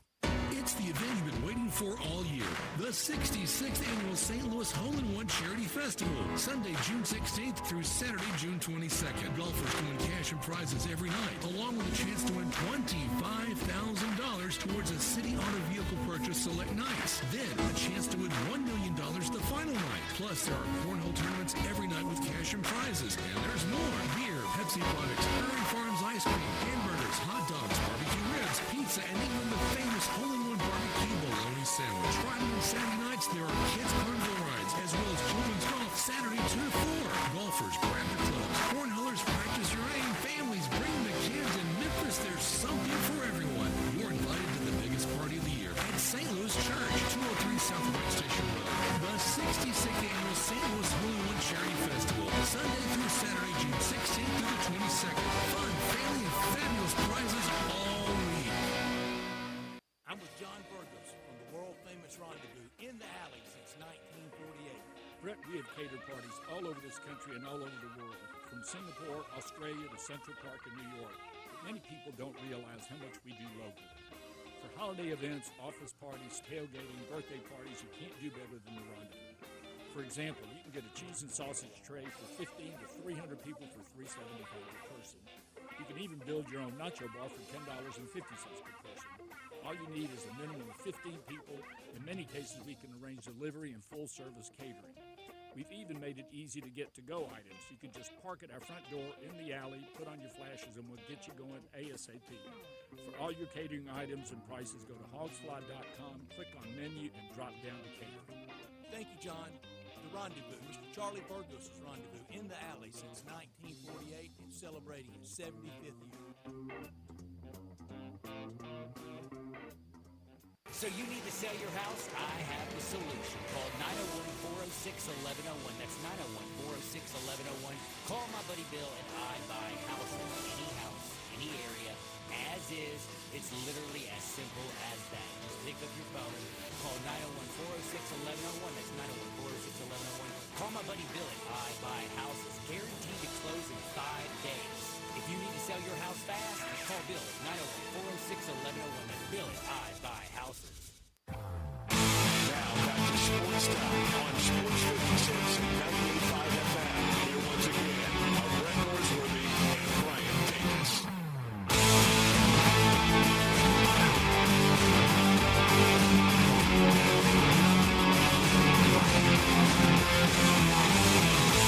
we talked a lot of college baseball earlier, about 3:45, and right now Florida up 2 over Oklahoma State, 4-2 in the bottom of the 7th inning. So SEC, we were just talking, SEC, it's sometimes hard for them to cheer for each other, but maybe SEC cheering for Florida, get another member into the Super Regionals. Maybe so. Maybe so. That will come down to the hardest outs in the world to get. It's out 25, 26, and 27. But oddly enough, Florida is the designated home team today. Yeah. Right up there with they're throwing the ball too slow. Another thing the Arkansas analyst lamented yesterday, and I agreed with him on this one. If you get home field advantage, why aren't you the home team all the way through with home field advantage? You know what? Honestly, I go back and forth on that all the time, and it's a good point, because I think if you are the host team, even if you're in the elimination game or whatever it might be, I do think you should still get home, be the last team batting. For one, it's just weird watching it. You see they're at, for Arkansas, for example, they're at Baum Walker. And if we're going to run this whole race, let's swap dugouts. Sure. Well, yeah, absolutely. And we're not going to do that. No, we're definitely not going to do that. But it is weird, And that didn't cost Arkansas. No, certainly not. But I brought it up in the Florida being the home team in Stillwater.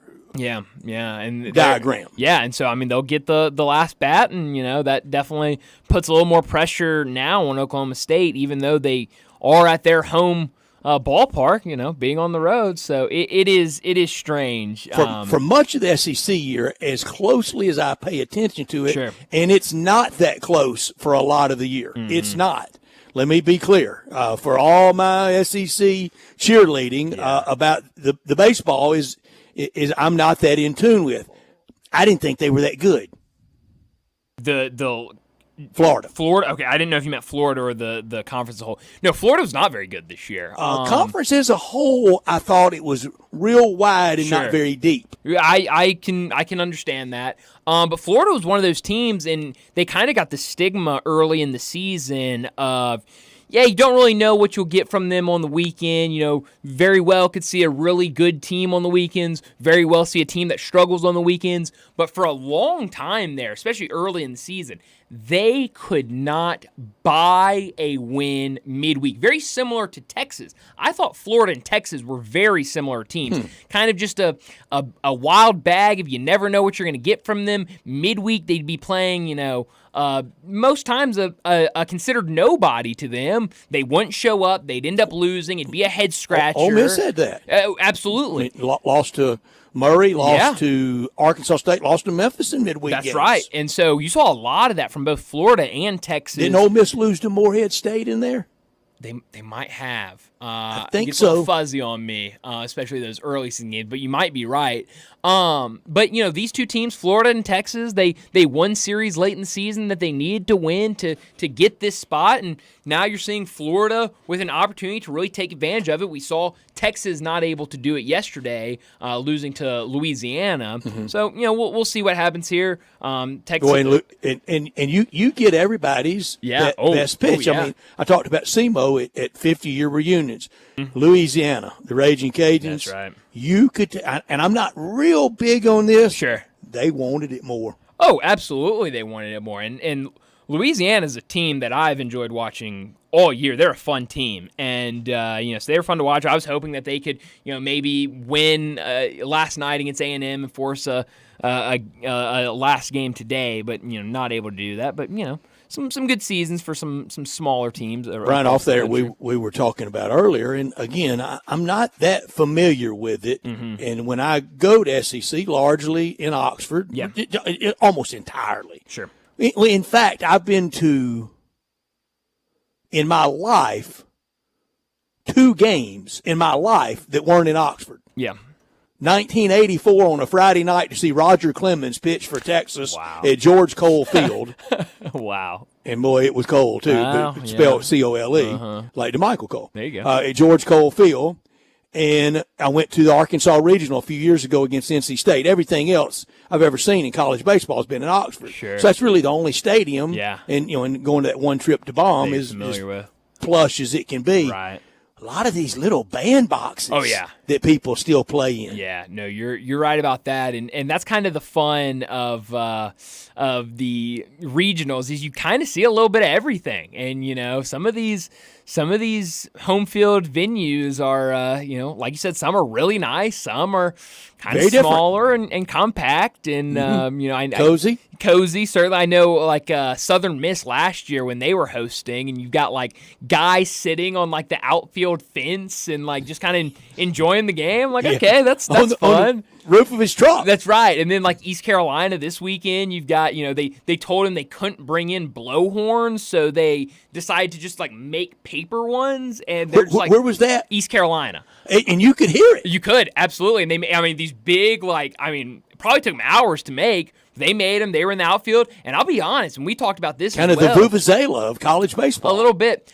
We talked about this off air as well, and I want to get to some Major League Baseball in a second because we do have some big news out of Major League Baseball. But Evansville this morning kind of strutting their stuff a little bit against East Carolina during that game. At one point, one of my favorite points of the game was, I think it was like the second or third inning, Evansville has a lead, and the last out of the inning for East Carolina, they hit a lazy fly ball to left field. The Evansville left fielder catches it, turns around, acts like he's throwing it to the crowd, and fakes him out and keeps the ball and runs off. And, just made everybody in the outfield so mad. It was great.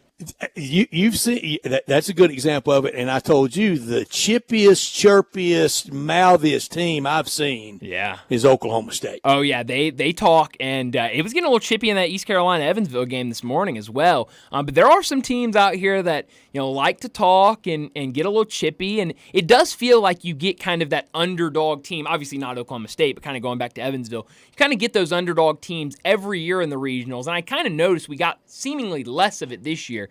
But there'll always be kind of that underdog team, 3 seed, 4 seed that is really just kind of out there playing. If they win a couple games, that's gravy, but they're just happy they're there. And, they'll do a lot of talking and kind of makes it fun to see those smaller teams do it. But I had a lot of fun watching these college baseball games this weekend. Serious self-reflection here. Okay. And I want your candid answer. Sure. Won't hurt my feelings whatsoever. Okay.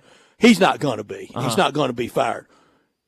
Just was my comparison of Mark Rick Kirby to if Arkansas made a change from Dave Van Horn, inbounds or out of bounds? I think it's inbounds. And I think it's kind of like what we were talking about with, obviously not to the level of Arkansas, but, you just mentioned it earlier. South Carolina goes to the regionals and they don't make it out of the regionals. They fire their head coach. And so I think you see teams are very clearly, if they can't go deep, they're going to make changes. And for Arkansas, that's a South Carolina program, and I know time is marched on. Sure. They won it all in 2011. That's right. And so, you look at a program like Arkansas that, I think that's never won it. That's exactly. But I think if you, and that's a great point, because I think if you went around and asked casual SEC fans or casual college sport fans who is a dominant SEC baseball team, I think Arkansas would be an answer you get from most people. And if you're going to be a dominant team like that, you look, and you mentioned this as well, Brett,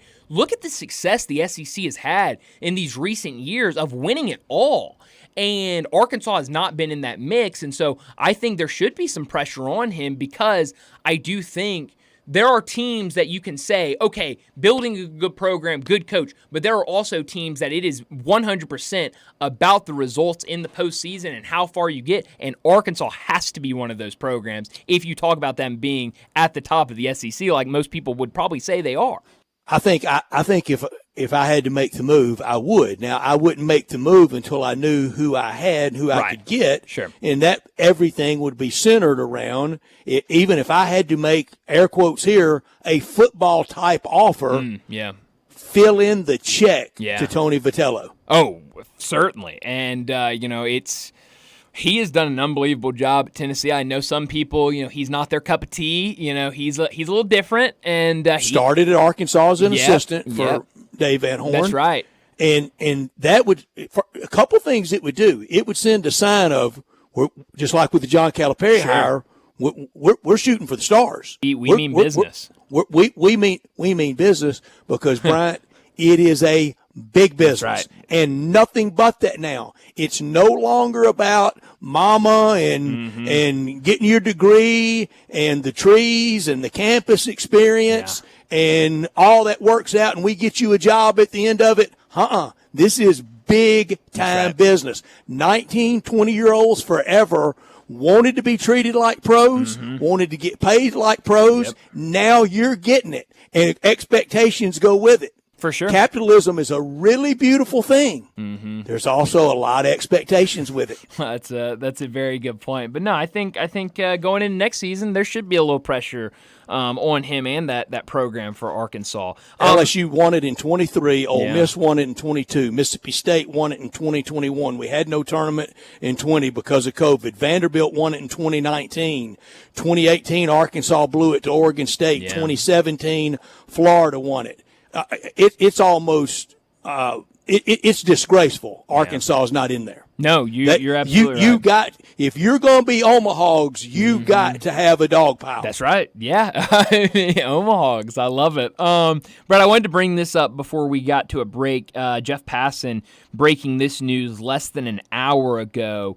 Padres' Tucupita Marcano is facing a lifetime ban in Major League Baseball for betting on baseball after Major League Baseball received information that he wagered on games involving the Pittsburgh Pirates last year when he was with the team. Sources confirmed he had to be to betting against ESPN them. on Monday. Had to have been. If he likes money, he was. Well, I mean, certainly, which is even worse. But played 75 games for the Pirates last year, and that's not a good look. Here's what I hope is not happening, and you know my contempt and utter disdain and lack of trust for baseball commissioner Rob Manfred. Yes. Really easy for the screaming headline to be Tucupita Marcano. What if it's others? Well, and we were very scared about it. We had a big name in offseason. We did, and this story by Jeff Passan even talks about that. Shohei Ohtani is the Jeff biggest Passan name takes in no baseball. prisoners, does he? No, he's unbelievable. He's I love him for it. A great journalist. But, it's and this says MLB continues to investigate Ohtani's former teammate and Ohtani. It says he cleared Ohtani. But, Ohtani was in there, and good point, because we didn't have time last week to talk about David Fletcher, who was with those Angels teams. It looks like he was linked with the same illegal bookmaker that took wagers from Misuhara. So, and remember that bookmaking story that came out of Hollywood reporters, like Entertainment Tonight type Hollywood, day in, day out, covering the movies and covering all the shows, the game shows, all that. And they were doing a big piece on big name stars. And it's interesting that we still hadn't gotten the big name star yet. That's a good point. But the original crux of that story is they had discovered big time stars. And one of the early stories was this was going to be bigger than the Hollywood Madame story. Yeah. And if you don't know what that means, hit the Google machine. and we still hadn't gotten that big name. And along the way in their reportage, they discovered Shohei Ohtani. How about that? And a lot of these stars don't want to. I know they got all the money, and they probably have mules. They probably have all the private planes you can think of, but they don't want to go to Vegas, so they set them up. That's right. Their own big time book. What if the guy at the football game could get him? He was. We need to get him on with him. Oh, he was great. I loved that guy. He was awesome. Man up handling bets at the boat he was. game. And then what was even funnier about it is because he's going, I got $10. I got $10 to show it. So this guy gets up, pulls out his wallet and says, I got $10 right here for you. Dang. And the guy who was yelling, I got $10, starts looking in his pockets like, well, I got a $10 bill in here somewhere. It's somewhere here. And the guy was like, but you were just screaming that you had $10. Now you don't have the money. It was a good time at the show. And to think we thought we were cool sneaking whiskey in a boot.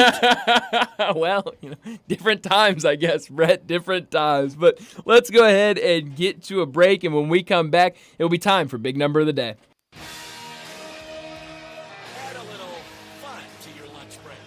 Join Johnny Radio for Sports 56 Happy Hour from 11 to 1 every weekday.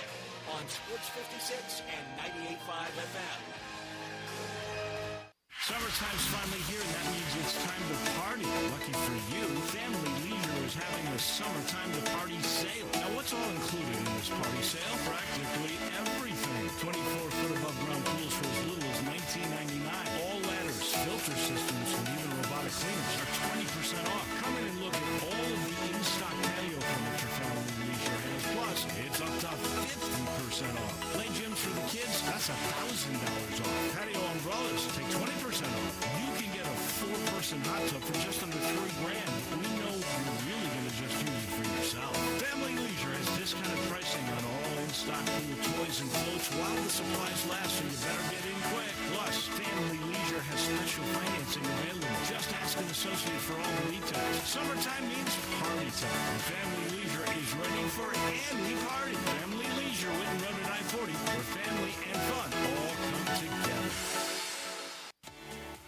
Jason's Deli. When you're dining in or picking up curbside, you can expect wholesome food and no surprises. Just delicious sandwiches, crisp salads, and great quality meals made with the freshest ingredients and no artificial trans fats, MSG, high fructose corn syrup, or artificial colors and dyes.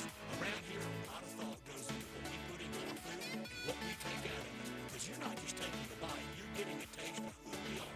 New items are constantly being created to expand our menu for all tastes and special diets, vegan and gluten-free options available, convenience, and on-time delivery you can count on. It's just a click away at jasonsdeli.com. So whether you need to feed 5 people or 5,000, the team at Jason's Deli, they have the credentials and the commitment to keep you satisfied.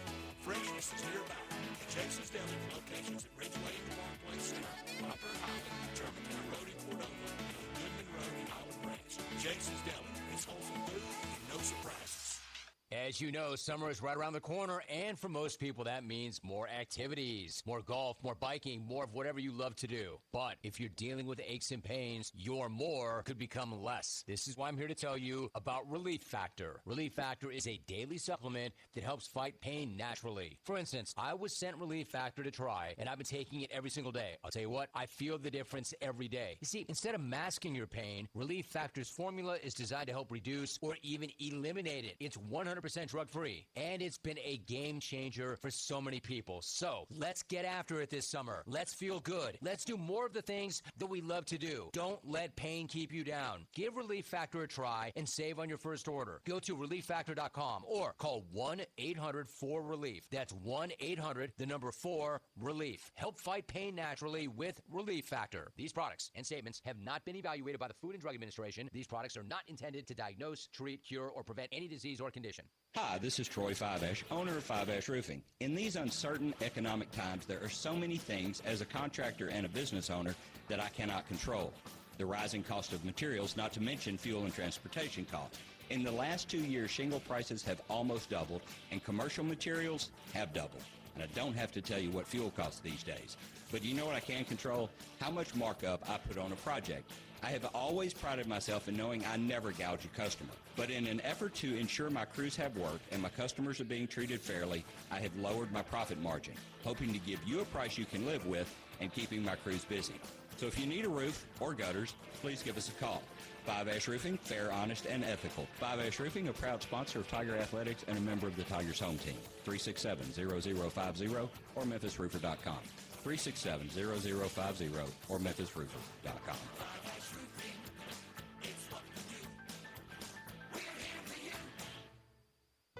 Life insurance. Why are you putting it off? Can't afford it? Too much hassle? Think you don't need it? There's lots of excuses for putting off life insurance. But if you weren't there, who would pay the mortgage and other bills? With Ethos, you could be covered in 10 minutes and boom, family protected. Ethos, fast and easy online term life insurance. Up to $2 million in coverage with no medical exam. Some policies as low as $1 a day. Answer a few health questions and get your free quote at getethos.com.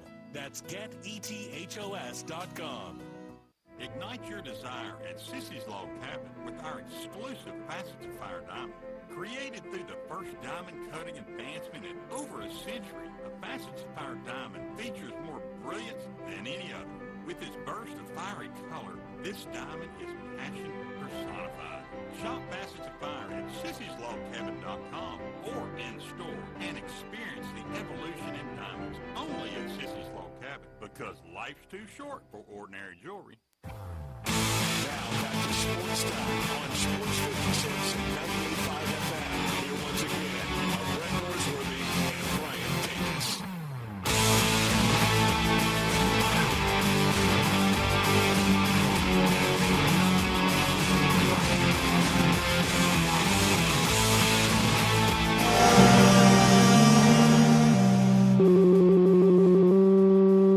Big Daddy. Hello, Big Brand. It's a guy, he wants to be big, then he gets big, he doesn't want to be big anymore, then he gets small, but the suit's too big. Big Daddy. The big boy. You're a big guy. I think she's trying to pull a fast one on Big Daddy. The big number of the day.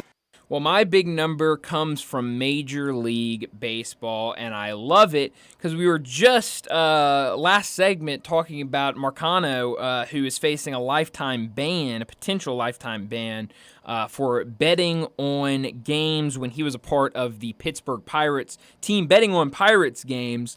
And so this has to do with the Pirates, but more of a positive thing than obviously a player betting on his own team.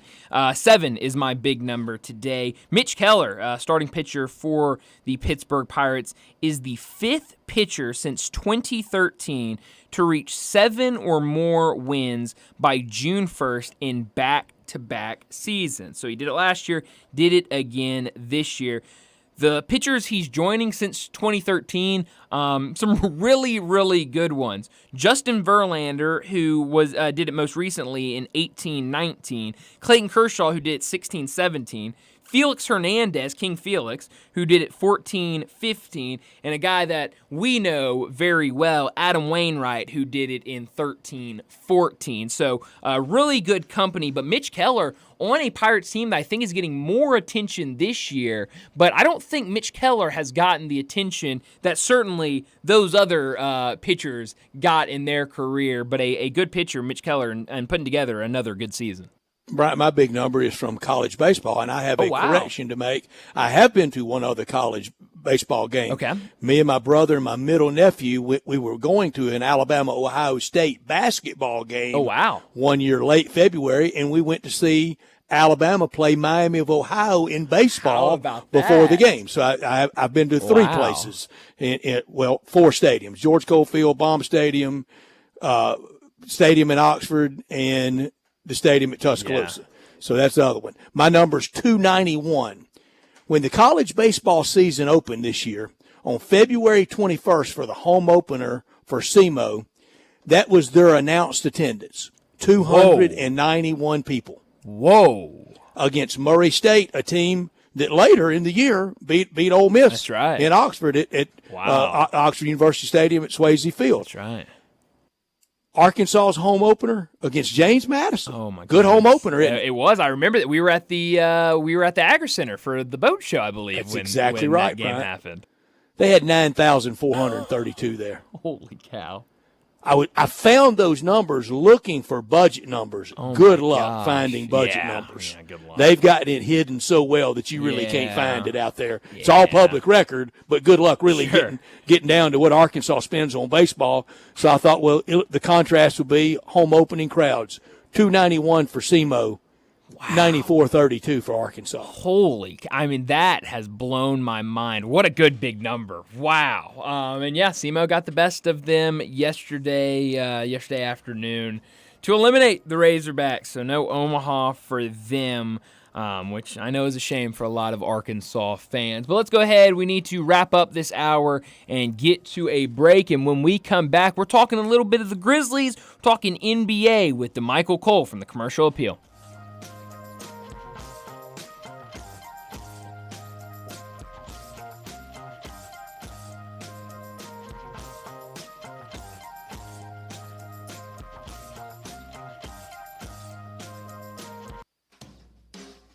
Summer's heating up, And so are the savings at Choate's. We've got 3 incredible offers to make your season spectacular. First up, our Grill and Chill with Choate's Summer Special. Upgrade your HVAC system and choose between a free Yeti cooler or a Green Egg grill on select systems. Then power through any outage with Choate's generators. Be one of the first 50 customers to buy a generator and score a massive 75-inch TV or an iPad. Also, don't forget about our tankless water heater offer. Purchase a tankless water heater from Choate's and receive a premium toilet free. Don't wait. These offers are too good to last. Turn to the experts with Choate's and call 347-8086 or visit us online today for your free estimate. Now introducing Choate's air conditioning, heating, plumbing, and generators. Choate's, let our family serve your family. Welcome to the Rendezvous. This is John Vergas. When my dad started the Rendezvous in 1948, I don't think anyone could have imagined we'd still be serving shoulder, cheese plates, and our world-famous dry rub ribs 75 years later. But we are still here in the basement, in an alley in downtown Memphis. We sincerely thank you for making the Rendezvous what it is today. Charlie Vergas Rendezvous, a legendary experience for over 75 years, whether you dine in, pick up, or ship across the country. Tuning into this station was the first best thing you have done today. This is Sheldon Rosengarten, and I'm with you, Mallory, and we are both with Mark's Bensdorf Realtors. What's the next thing we can advise people to do if they are selling their home? The next best thing? Remember, Sheldon, the real estate market is changing, and you need honest, forthright help navigating the new environment. Doing it on your own is like driving a car in a blinding snowstorm. Correct, Hugh. The upcoming changes will mean a lot for both buyers and sellers, and that's why we always advise people to talk to 2 to 3 real estate brokers and make sure that we are one of them. Sheldon, 2 to 3 real estate brokers? Really? Like 2 to 3 tee shots you always take? Yes, Hugh. It's important to have a choice, whether in real estate or in golf. Now, back into the fairway, and to find out how you will move you, call him at 497-9756, or find out why they often say when you want the job done, call Sheldon at 483-0546 or MemphisRelocate.com. That's 483-0546. The headlines remind us daily, the world is a dangerous place. The elites in charge say everything's fine, stop noticing, but you know better. And your gut knows that time is short to prepare for a world that is 4 missed meals away from chaos. My Patriot Supply has helped over 3 million families become more self-reliant and is the company Americans trust to prepare. Go to MyPatriotSupply.com and secure their best-selling 3-month emergency food kits. Each contain delicious breakfasts, lunches, and dinners, averaging over 2,000 calories per day. Secure at least 1 food kit for each family member. For a limited time, save $200, plus get free shipping on all their Ready Hour 3-month emergency food kits. You're not ready if it's not Ready Hour Foods. My Patriot Supply also has solar power generators, water filtration units, biomass stoves, heirloom seeds, and critical survival gear. Shop MyPatriotSupply.com today. MyPatriotSupply.com.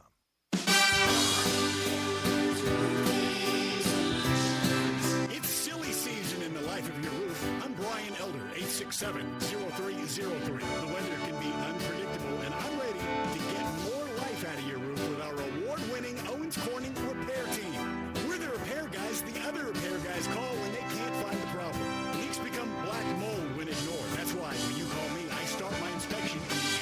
Is it time for a beautiful new roof? 867-0303.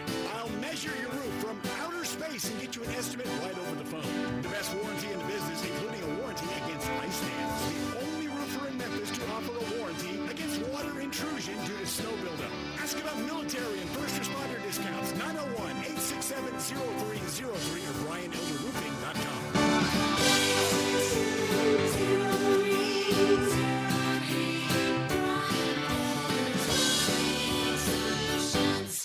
Top Gun is the largest indoor range in the Mid-South, but size isn't their only difference. Top Gun has the best instructors with over 300 years combined experience and classes all the way from first shot to master marksmanship. Plus, Top Gun is affordable. Gold membership is just $48 a month. That's just $1.60 a day for unlimited range time.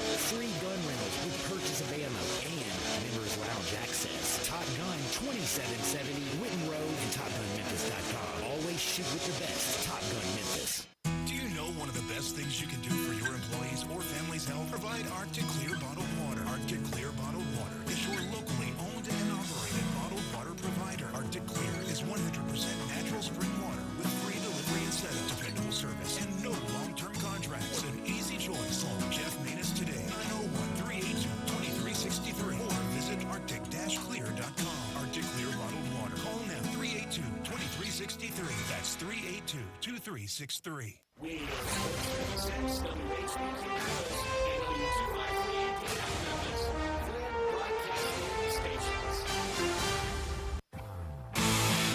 to Sports Time on Sports 56 and 98.5 FM. Here once again are Brett Norsworthy and Brian Davis.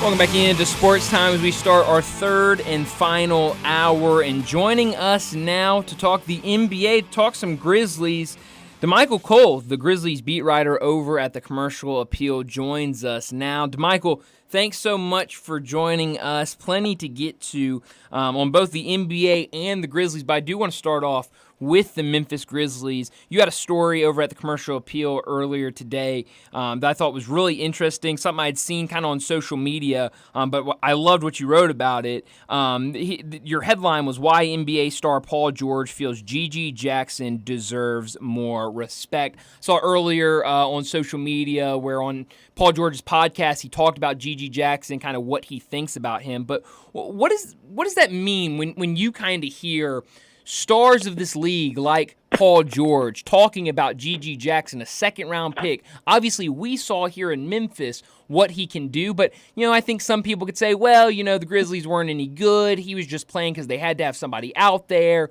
Wait till next year. That's really going to show that he's not ready to be in a rotation like that. What does it mean for a guy like Gigi that other stars in the NBA are talking so highly about him after 1 year?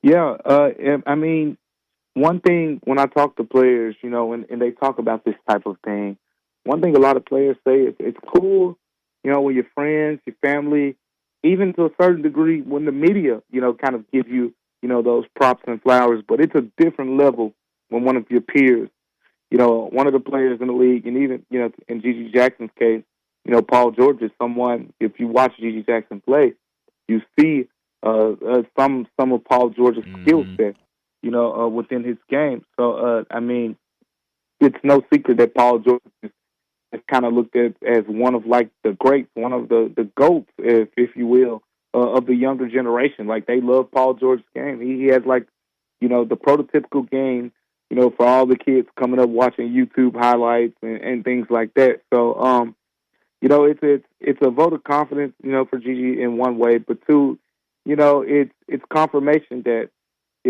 basically what Paul George was saying is he deserves more respect because, he's done some things at a young age that a lot of players in this league have not done.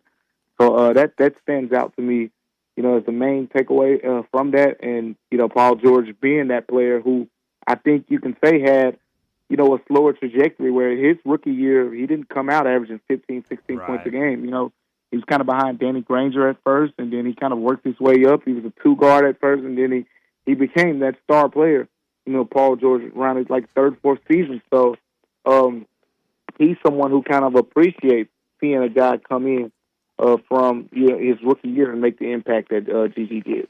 That is some statement. I've ever so gently tried to compare him, since it's a rule of Sports Talk Radio, DeMichael. We have to compare every player to somebody from the past. So I have ever so slightly wanted to compare him to Kawhi Leonard. Yeah, and that's one.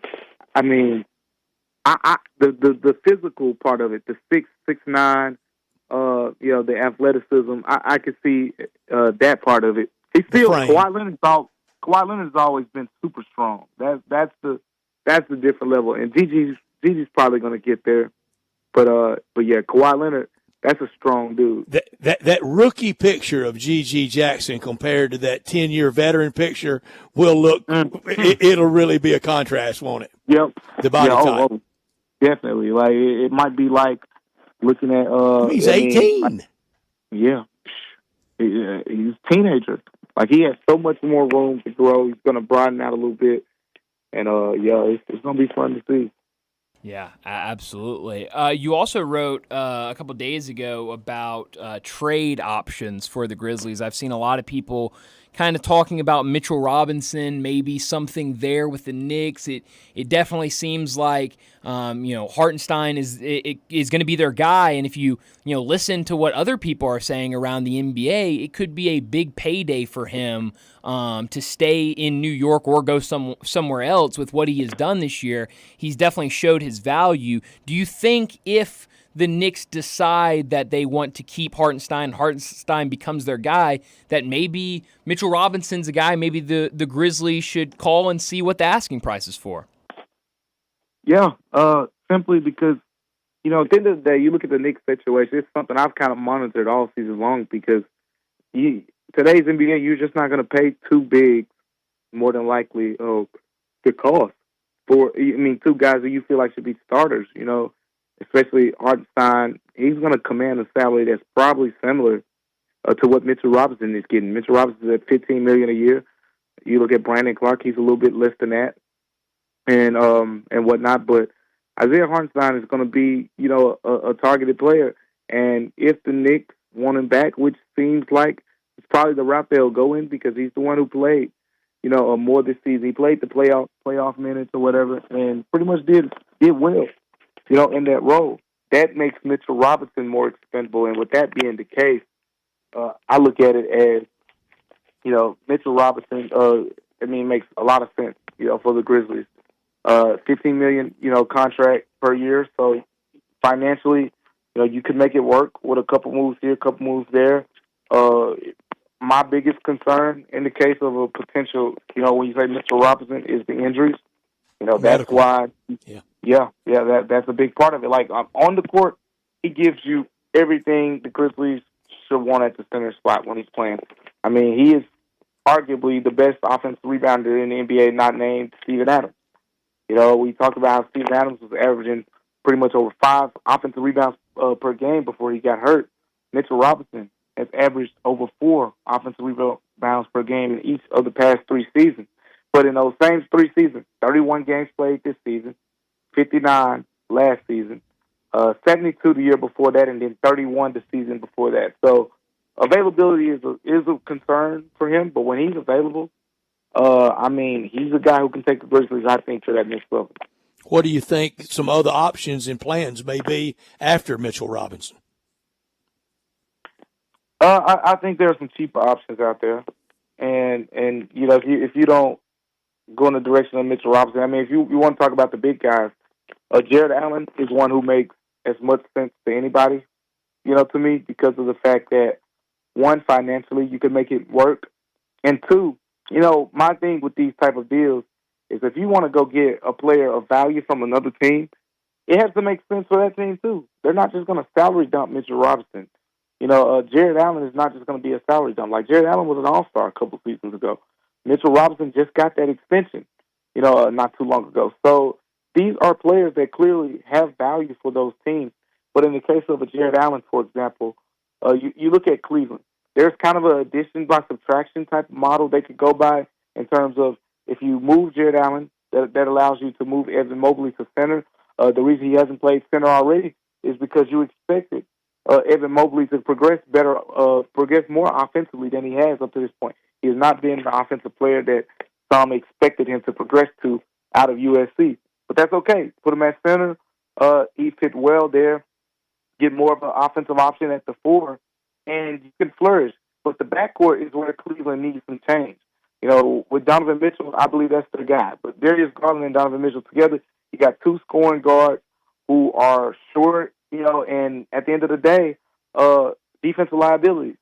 Marcus Smart would make a lot of sense for them in terms of if you want to pair Donovan Mitchell with a defensive-minded guard, former Defensive Player of the Year just a couple years ago, he makes a lot of sense. And financially, Jared Allen, Marcus Smart works. You can do whatever you want, whether it's picks and other assets, but that trade-off seems like that's one of the deals that could be beneficial both ways. But that's kind of the big splash if I would monitor. If you say, you want to monitor the big splash. Other than that, I think you're looking at low-cost free agency options, maybe Andre Drummond, Goga Batase, those type of players. If Marcus Smart gets dealt, and I think it's really in play, and I just discerning from your comments, you think it's in play, DeMichael? I'll just ask you point blank. You think Marcus Smart's out there being bandied about in deals? I think so. I think the situation is just different now. Yeah. It's when you got Marcus Smart, you were very concerned about the Grizzlies play on the wing, right? We were having OG Anunoby conversations. We were having Mikal Bridges, Cam Johnson conversations. All these different type of wings that could fill in as that starter at small forward. But as time has went on, and even with Marcus Smart, on the team, what we saw this season, even with all the losing and whatnot, was Vince Williams can play. G.G. Jackson is still only 19 years of age. It won't be too long before he's knocking on that door as a potential starter as well.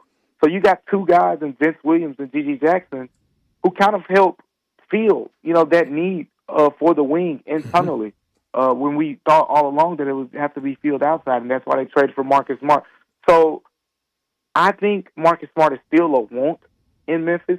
I still want him on this team, and I feel like his impact could take this team to another level. But do you need him? Not really anymore. You needed him last season. Yeah. You don't need Marcus Smart anymore because you can throw Vince Williams in there, because you could throw G.D. Jackson in there in a pinch if something happens with him or whatever the case may be. So you got more depth and more quality depth than before. DeMichael, Bryant and I do every day at 4:45. We do a big number of the day, and it can be from anything out there in sports. And I can tell you now, Bryant, my big number of the day, on the day that Marcus Smart is dealt from Memphis, it's going to be 20. That's the number of games he played in last year as a Memphis Grizzly. That's crazy. Wow. I mean, if that's all we see, I'm telling you, it's going to be a big what could have been, right, or what should have been. Sure will be. I feel that way about Steven Adams, and I do too. Yeah, and we because of the one and a half season of time that we saw with him. Due to injury, boy, I need to duck here because Grizz fans going to come at me hard on this. Due to injury, there was a time that I thought it was a great signing. It just didn't work out. But Brian Cardinal didn't play a lot of games as a Grizzly. Yeah, exactly. Yeah. DeMichael, I'm curious. I've seen, if you look at kind of the reporting and the kind of rumors, mainly around the draft, it looks like the Grizzlies are a team that's always kind of in the conversation of a team that's looking to move up, or maybe a team that's looking to move out of their spot and maybe move back. It really looks like, based on some of this reporting, that this front office is being somewhat aggressive with this draft pick. How aggressive do you think this front office will be this offseason draft, free agency, trade market? I know throughout the season we've kind of talked about not many spots to play with, but how aggressive do you think this front office wants to be this offseason? I think it's going to be kind of a controlled aggression because at the end of the day, the money's different now. You can't just go out there and get reckless because there's going to be, this is your window. Yeah. They are in the window now. Everything has to be calculated, and you can't afford to, miss on a top 10 pick like they did a couple years ago, or whatever the case may be, or the 2 first-round picks when you got David Roddy and Jake LaRavia. Everything's got to be calculated at this point because you got Ja, you got Dez, you got Jaren to build around. And I think this offseason, I'm not expecting too much big splash stuff. We might get the trade for a center, but at the end of the day, I'm expecting them to, marginally make some changes. Go out in free agency, maybe sign a guy for the minimum, impactful player. Go out in the draft, acquire someone who's going to come in and be able to make an impact. And I think that's the moderate expectation from my standpoint. We might see a big deal, a big swing for a big, whatever the case may be, but I'm not expecting anything too crazy. Yeah. Talking to DeMichael Cole, the Grizzlies beat writer over at the Commercial Appeal. I know here locally our attention has kind of moved to the offseason with the Grizzlies, but still basketball being played in the NBA. The NBA Finals are set. Oh, Dallas we're getting versus a pick Boston. from you. We got to get a pick from you. But first, I want to talk about what Dallas was able to do against Minnesota in the Western Conference Finals. What did you make of Dallas kind of coming out against a Minnesota team that has kind of had a ton of momentum throughout these playoffs? What did you make of those Western Conference Finals? Yeah, I was struggling figuring that one out. Yeah. Because you look on paper, it's like, okay, they got Luka, they got Kyrie, they're going to play a lot of isolation and pick and roll and stuff, and it's like, okay, this team has Jay McDaniels, Anthony Edwards, Shaquille Alexander-Walker. Like, on paper, this is the team that has the defensive wings to kind of slow down Dallas. But, man, Luka's a different type of dude, man. He's different, like, than Kyrie when he gets going and he has those stretches. I mean, it's like camera action. So, but Luka's just so good with ankles, you know. Like, I mean, you see him getting that pick and roll, and he puts a guy on his back, and then he's putting, you know, so he can get a 2-on-1, a 3-on-2, and he's making the right play every time. So he's super smart as well as being, you know, very talented. You know, so, I mean, I think they won it, you know, with the mind. You know, we saw a lot of times Minnesota was there down the stretch of games, and that's when the game was won. That's when Dallas would put them away. I mean, excluding the final game of the series, of course, but a lot of those games were swing games that Minnesota could have won. So I think Dallas just was sharp. You know, they were more experienced. They were more prepared down the stretch of those games. But as far as predictions goes, man, I'm not ready to bet against Luka right now. Yeah. I mean, I respect Boston. They've been a juggernaut all season long. But at the end of the day, yeah, they got the great individual defenders, but Luka has shown the ability to manipulate defenses into whatever matchup he wants to get. And, you know, it's going to come up. Bigs are going to be big.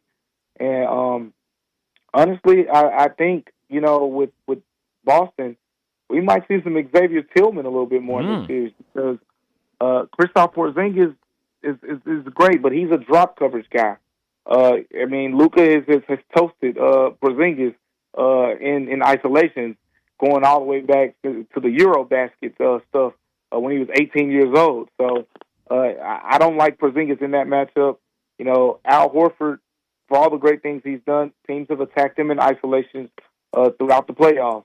Xavier Tillman, we know it very well in Memphis, is a guy who's held his own against Luka in the past and even other guys on the wing. You know, so maybe you get to see him, but Boston is definitely going to have to try to use, you know, all the pieces that they can to throw at Luka, to throw at Kyrie to win that series. But right now, I think Dallas has it. DeMichael, from now until the Grizzlies hand that card over, making that pick or dealing that night, if they would give you unfettered, unlimited access, if you can follow everything we do leading up to that, but you can't write it until after the draft, who would you like to shadow with the Grizzlies? Who would you like to be linked at the hip with? I mean, that could be Robert Parra. I mean, it could be anybody. Yeah, that's the easy answer. The easy answer is Zach Kleiman here, but I'm going to go a little bit different. I'm going to say Tayshaun Prince. Ooh, I like it. He is very instrumental in you know, the decision-making process with the Grizzlies, but he's front row. He's the guy that Zach Kleiman is asking, you know, a lot of questions. So it's one thing to follow Zach Kleiman. It's one thing to follow the guy to the guy, so you can get an idea of how Kleiman feels, you know, about these prospects and things like that, and just about the general direction of the team. So I would say Tayshaun Prince would be the guy for me. Do you think Tayshaun Prince in his consultation with Zach Kleiman and Parra and all the powers that be, do they ask him for his opinion, or can he offer his opinion? Oh, for sure. He's heavy influence in things going on in the front office. He can speak first. He doesn't have to wait to be spoken to. I mean, I would say that Zach Kleiman really values what he says more than anyone else in the organization. more than anyone that's in the front office. That is, that's his right hand man. Well, he has sweat and bled, and Zach Kleiman hadn't. Yeah, exactly.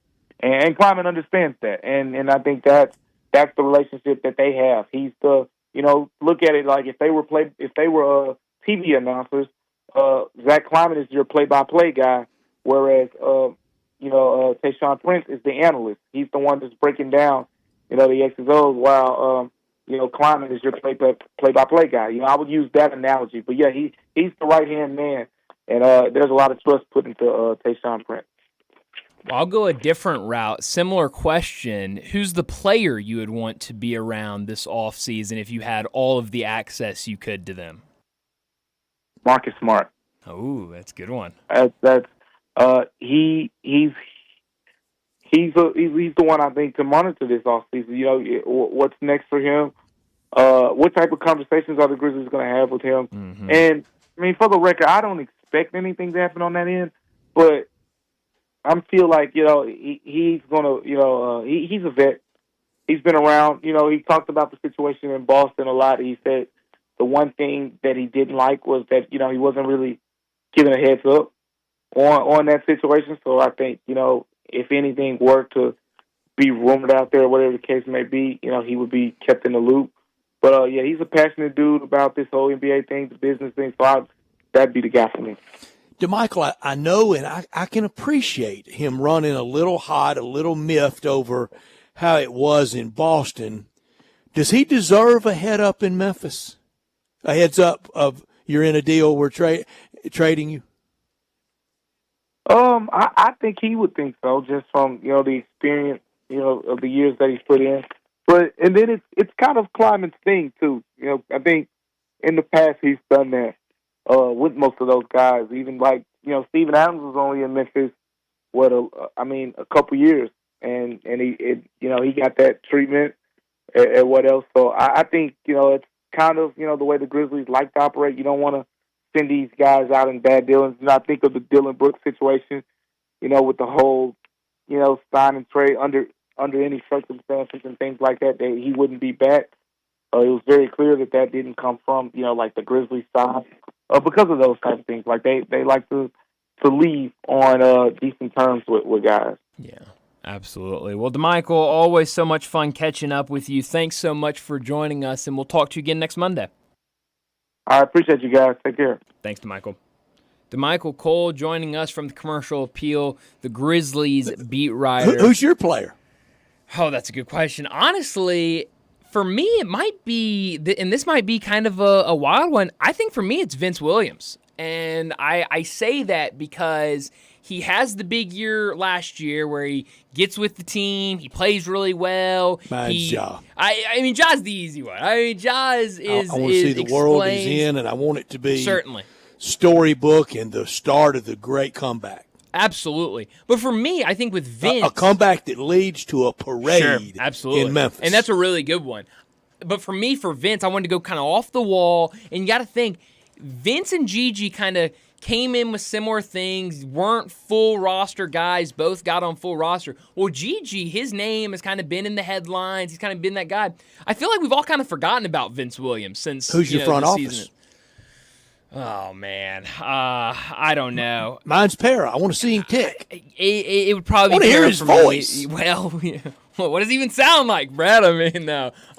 That's probably for me. I want to see how much he cares, and I think it's a lot. I think so, too. I know, and we probably don't cover this as well as we should because we don't see a lot if they don't give us a lot. Sure. But what he's done on a lot of the unseen mechanism, whether it's scouting department, all the bells and whistles, the toys, the workout, the hot tub, the envy of the league. I had an NBA person tell me, you don't realize what a great owner Memphis has. Oh, yeah. I want to realize it. Yeah, let me know. Like, let me be able to see it. And you're right, we don't see that. So, no, I think those are some really good answers. I love the answers DeMichael had as well. So, I don't know. It's gonna be a very interesting offseason for the Grizzlies. Kind of what they do.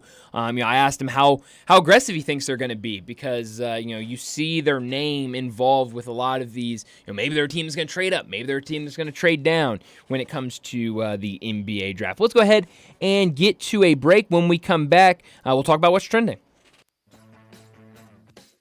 Join the voice of the Tigers, Dave Woloshin, for Wolo and Friends. Weekday mornings from 10 to 11 here on Sports 56 and 98.5 FM.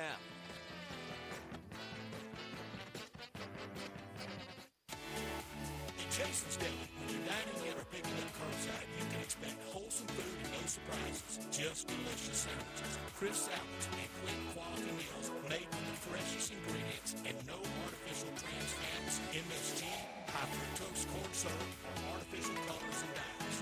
Around here, a lot of thought goes into what we put into our food and what we take out of it. Because you're not just taking a bite, you're getting a taste of who we are. New items are constantly being created to expand our menu for all tastes and special diets, vegan and gluten-free options available, convenience, and on-time delivery you can count on. It's just a click away at jasonsdeli.com. So whether you need to feed 5 people or 5,000, the team at Jason's Deli, they have the credentials and the commitment to keep you satisfied. Freshness is nearby. At Jason's Deli, locations at Ridgeway in the Parkplace Center, Popper in Highland, Germantown Road in Cordova, and on Goodman Road in Olive Branch. Jason's Deli is wholesome food and no surprises. I'm Gary York. I'm the service director at Lexus in Memphis. Our service department wants to be more than just a place where you get your oil changed. We do glass repair, windshield replacement, recalibration of your camera and sonar systems, even wheel repair, tire replacement, all the things you would expect from a luxury automotive dealer. Please check out our website. You can schedule your appointment, check out our specials, hours of operation, or if you'd like to do it in person, please reach out to one of our associates at 901-271-5199. For more than half a century, contractors and trade professionals have relied on WeatherGuard for heavy-duty truck and van storage equipment, not just to protect their valuable tools, but to protect their professional reputations. For pros, the WeatherGuard badge makes a statement about what drives them. It says, "Bring it on. Been there. Done that. We've got your back," without saying a word. And the folks at WeatherGuard, they're just as driven as the hardworking pros they serve. See what it means to be driven at weatherguard.com. Wash your house, wash your office building? Impossible! Not if you call Wilson's Pro Wash. Your house, fence, driveway, warehouse, store, hotel, even cars and trucks can all be squeaky clean and beautiful after pressure washing by Wilson's Pro Wash. Wilson's specializes in cleaning all hard surfaces, concrete, stone, brick, and mortar, even wood and vinyl siding. Then Wilson's can seal their surfaces so they stay looking brand new. Call Wilson's Pro Wash, 901-524-6799, or online at wilsonsprowash.com. Summertime's finally here, and that means it's time to party. Lucky for you, Family Leisure is having a summertime to party sale. Now, what's all included in this party sale? Practically everything. 24-foot above ground pools for as little as $19.99. All ladders, filter systems, and even robotic cleaners are 20% off. Come in and look at all of the in-stock patio furniture Family Leisure has. Plus, it's up to 50% off. Play gyms for the kids, that's $1,000 off. Patio umbrellas, take 20% off. You can get a 4-person hot tub for just under $3,000. We know you're really going to just use it for yourself. Family Leisure has discounted pricing on all in-stock pool toys and floats while the supplies last, so you better get in quick. Plus, Family Leisure has special financing available. Just ask an associate for all the details. Summertime means party time, and Family Leisure is ready for any party. Family Leisure, Whitten Road at I-40, where family and fun all come together.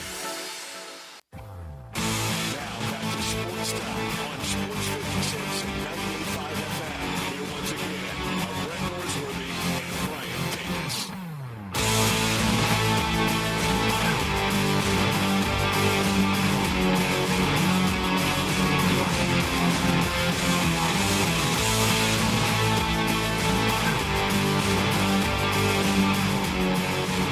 Welcome back into Sports Time. Bryant and Brett with you in our Family Leisure Studios. Got about 30 minutes left in today's show. A couple things I wanted to get to during What's Trending, but I wanted to start off, and we haven't had time to get into it today, but really sad news.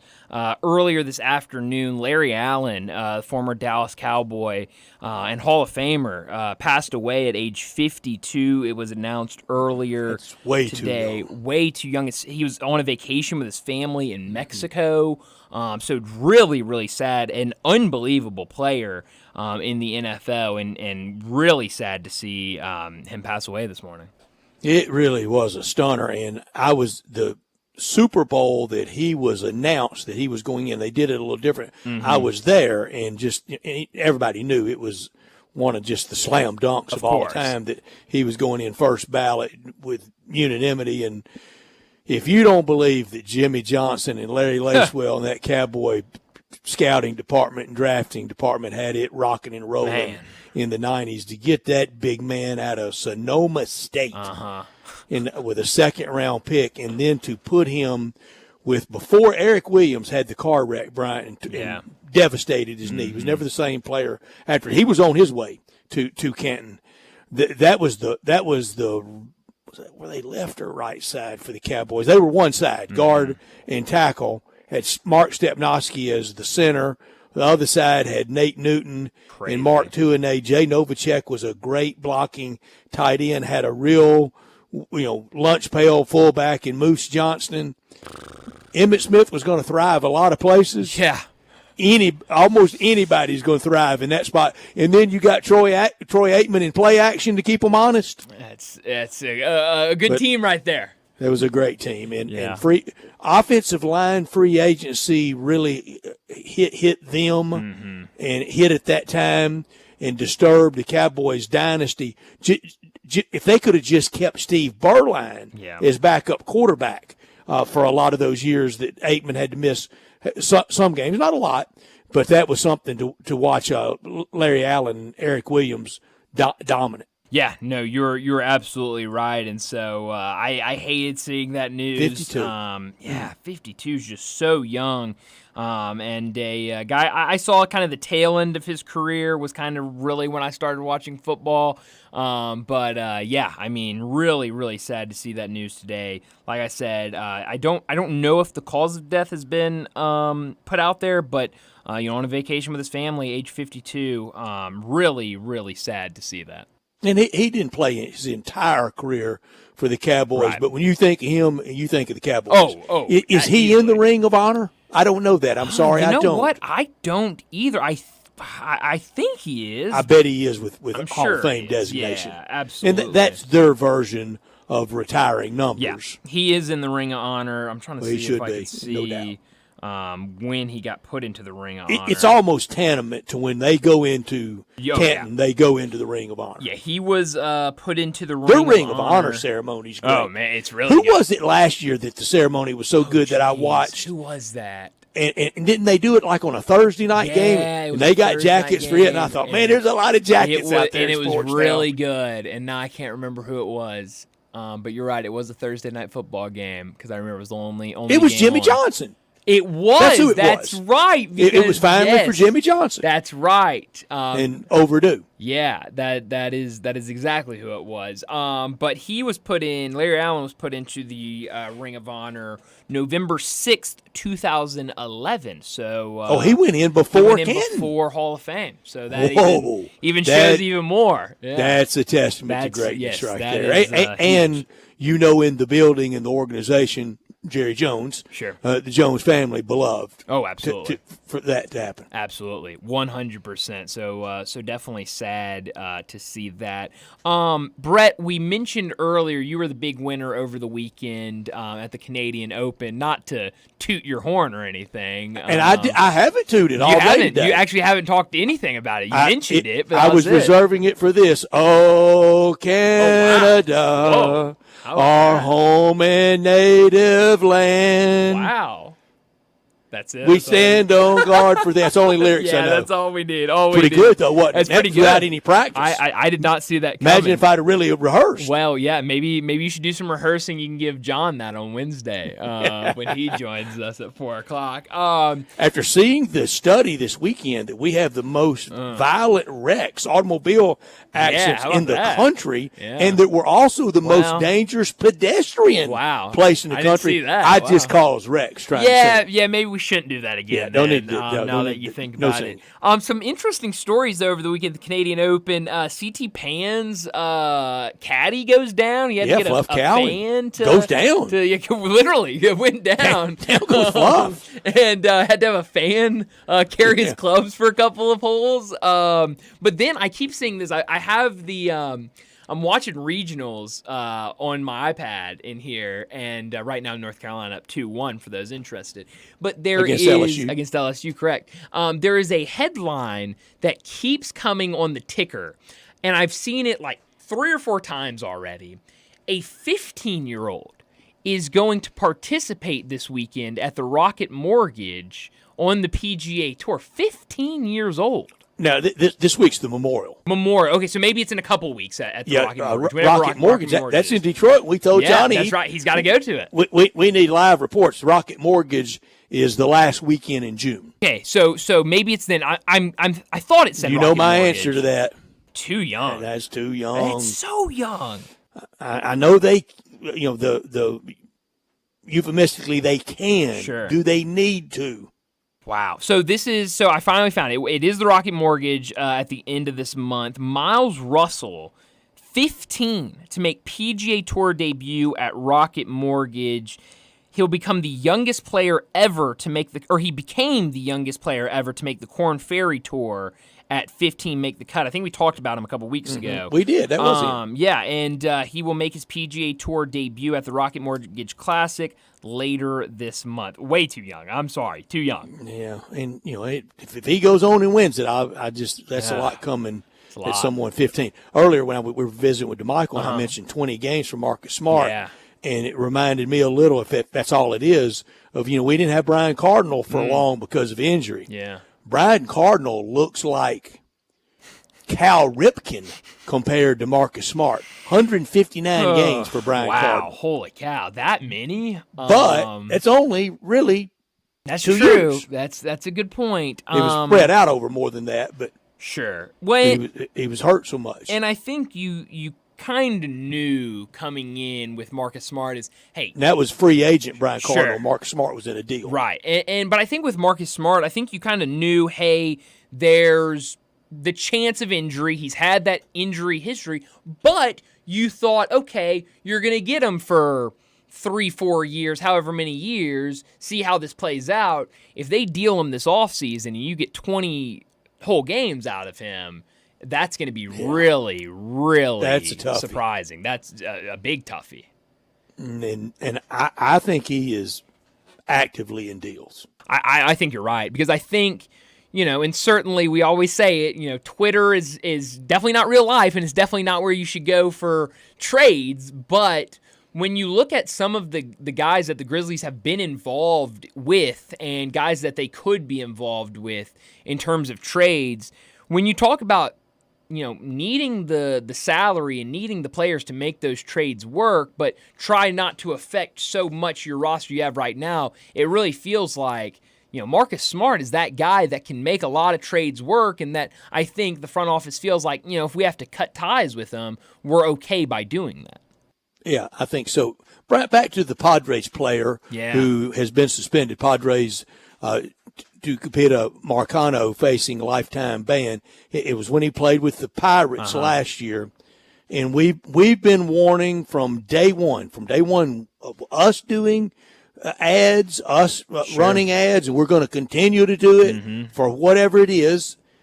But we've been begging for this. We knew it was coming, and we know it's coming at some point. Bigger than Tucupita Marcano. Oh, 100, and bigger than Jonte Porter in the NBA. It's going to get big, and I think we know it's coming to college. Oh, For sure. And are we ready for that? No. You fill in the blank, screaming headline, big-time star, college football quarterback. Are we ready when we find out eventually, not just betting against, took a dive? Sure. No, absolutely. Taking a dive's coming. It definitely is. And, we've seen some bigger names, not huge names. We've seen some bigger names in the NFL with it comes to not gambling on their sport, but gambling on, or I guess I should say team, because Calvin Ridley was betting on the NFL, just wasn't betting on his team when he got that year-long suspension. But I think you're right. I mean, it's inevitable that we're going to get a big-time player in one of these major leagues, and you're right. We're going to get to the point probably sooner when it is a college player. Overreaction. Oh, yeah. Oh, man. You're ready. Always the simplest thing in college sports is shut it down. That's right. Yes. No. Right. We don't need to shut it down for everybody that wasn't doing it to get to the offender. Yeah.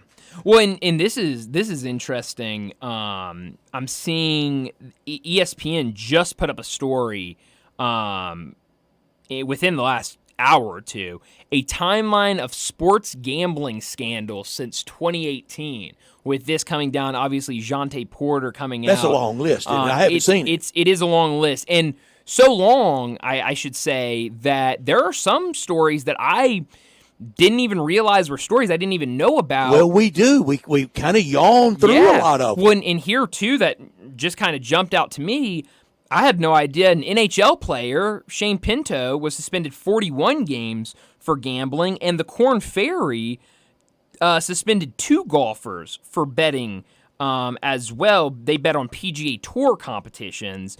Those 2 Korn Ferry players did. So, there are a lot. Any college incidents in there? Well, we, the Keishon Butte illegal betting at LSU was a story there. Temple last year where they had to review, that wasn't players betting, but they had to do that. There was a story a few years ago at Auburn. There was, and I don't see that in here. There was also the story. Boy, it did just go away, too, didn't it? It really did. When the story, another one that seemingly has kind of gone away, maybe just because we're kind of so far from it, but the Iowa story from, what was it, a year or 2 ago? Iowa and Iowa State, where they did the big investigation and a handful of players got suspended. This is an interesting story over on ESPN. A big timeline of kind of everything, not just players getting suspended, but also just kind of interesting sports betting related things that have happened. University of Colorado and PointsBet started a partnership and then ended it in 2023. So, just some really interesting, if you want kind of a timeline, ESPN's got a really good one up right now. And it's just not anything new about it. Just the newness now is the legality of it. So close and so frequent to everybody. As I've said, you can throw a rock and bet as legal as you want. Sure. No, you're absolutely But you can't throw a game, and you have to follow the rules of the league. That's right. And a blind man can read in a Major League Baseball clubhouse. That's right. Yes. The rules plastered up there. If you're near it, you're done. No, you're absolutely right. And something else that I'm kind of thinking about right now, that I hate that I'm thinking about it, but you brought up kind of the big headline of, star quarterback at X university. But now, Brett, they've got plenty of money to go out and with NIL, and, these guys are getting paid plenty of money. It would not surprise me at all if a guy said, oh, let me put $50, $100, $1,000 on this game, and just see what happens. I dread it. I regret the day that happens, but coming soon to your screaming headline near you. I think you're absolutely right. So definitely something to keep an eye on, and definitely a big story today with the former Pittsburgh Pirate facing a lifetime ban similar to Jonte Porter. That happened a couple months ago. But let's go ahead and get to our final break of the day. When we come back, wrap up today's show with Taco Bell Crunch Time. Broadcasting from the Family Leisure Studio, we are Sports 56 and 98.5 FM. Rick's Powder Coating for a beautiful finish every time. Rick's Powder Coating specializes in automotive, ornamental, residential, and industrial coating. With 2 conveyor lines and the largest batch ovens in the Mid-South, Rick's can accommodate all of your powder coating needs. Locally owned and operated since 2002, Rick's Powder Coating will customize a beautiful finish just for you. Drop by or call to see how Rick's Powder Coating can bring color to your life. 901-367-2771 or rickspowdercoating.com. Looking for sports in all the wrong places? Try the Owner's Box Sports Bar and Grill in Lakeland Town Square. Fun, friendly, exciting, and comfortable with wall-to-wall TVs for all your favorite games, 24 taps for all your favorite beers, including NA and local craft beers, and an in-front-of-the-wall full bar for all your other favorite beverages, including a full wine list. And in an upscale menu, patio seating, daily specials, and events, and you found all your sports in the one right place. The Owner's Box Sports Bar and Grill in Lakeland Town Square, Highway 70. Did you know that feeling sluggish or weighed down could be a sign that your digestive system isn't working at its best? Taking Metamucil every day can help. Metamucil fiber powders help promote your daily digestive health using a plant-based fiber called psyllium. The gelling action of this special fiber traps and removes waste, so you can feel lighter and more energetic. Metamucil, promoting digestive health for a better you. Learn more at metamucil.com.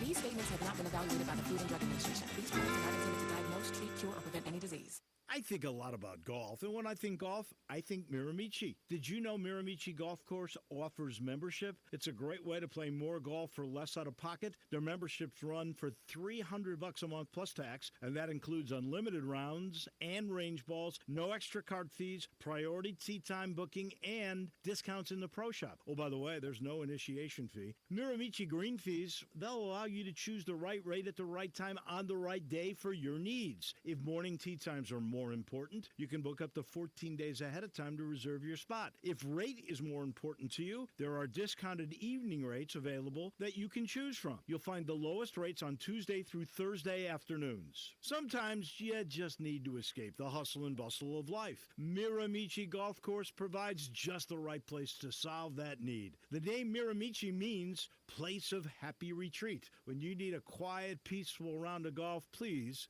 make your way to Miramichi. I'm with John Burgos from the world-famous Rendezvous in the Alley since 1948. Brett, we have catered parties all over this country and all over the world, from Singapore, Australia to Central Park in New York. But many people don't realize how much we do locally.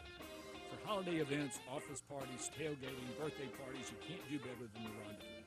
For example, you can get a cheese and sausage tray for 15 to 300 people for $3.75 per person. You can even build your own nacho bar for $10.50 per person. All you need is a minimum of 15 people. In many cases, we can arrange delivery and full-service catering. We've even made it easy to get to-go items. You can just park at our front door in the alley, put on your flashes, and we'll get you going ASAP.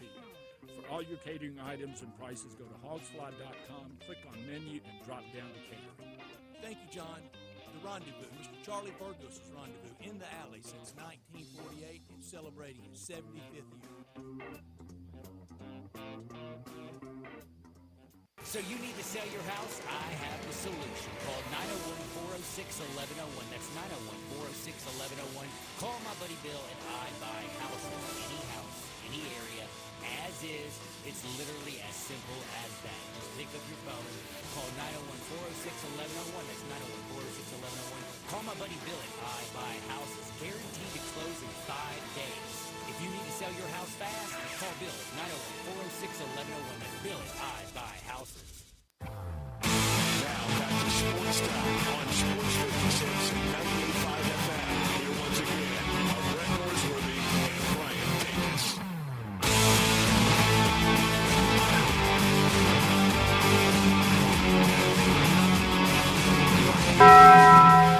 This is pretty cool, and we're just getting started, so.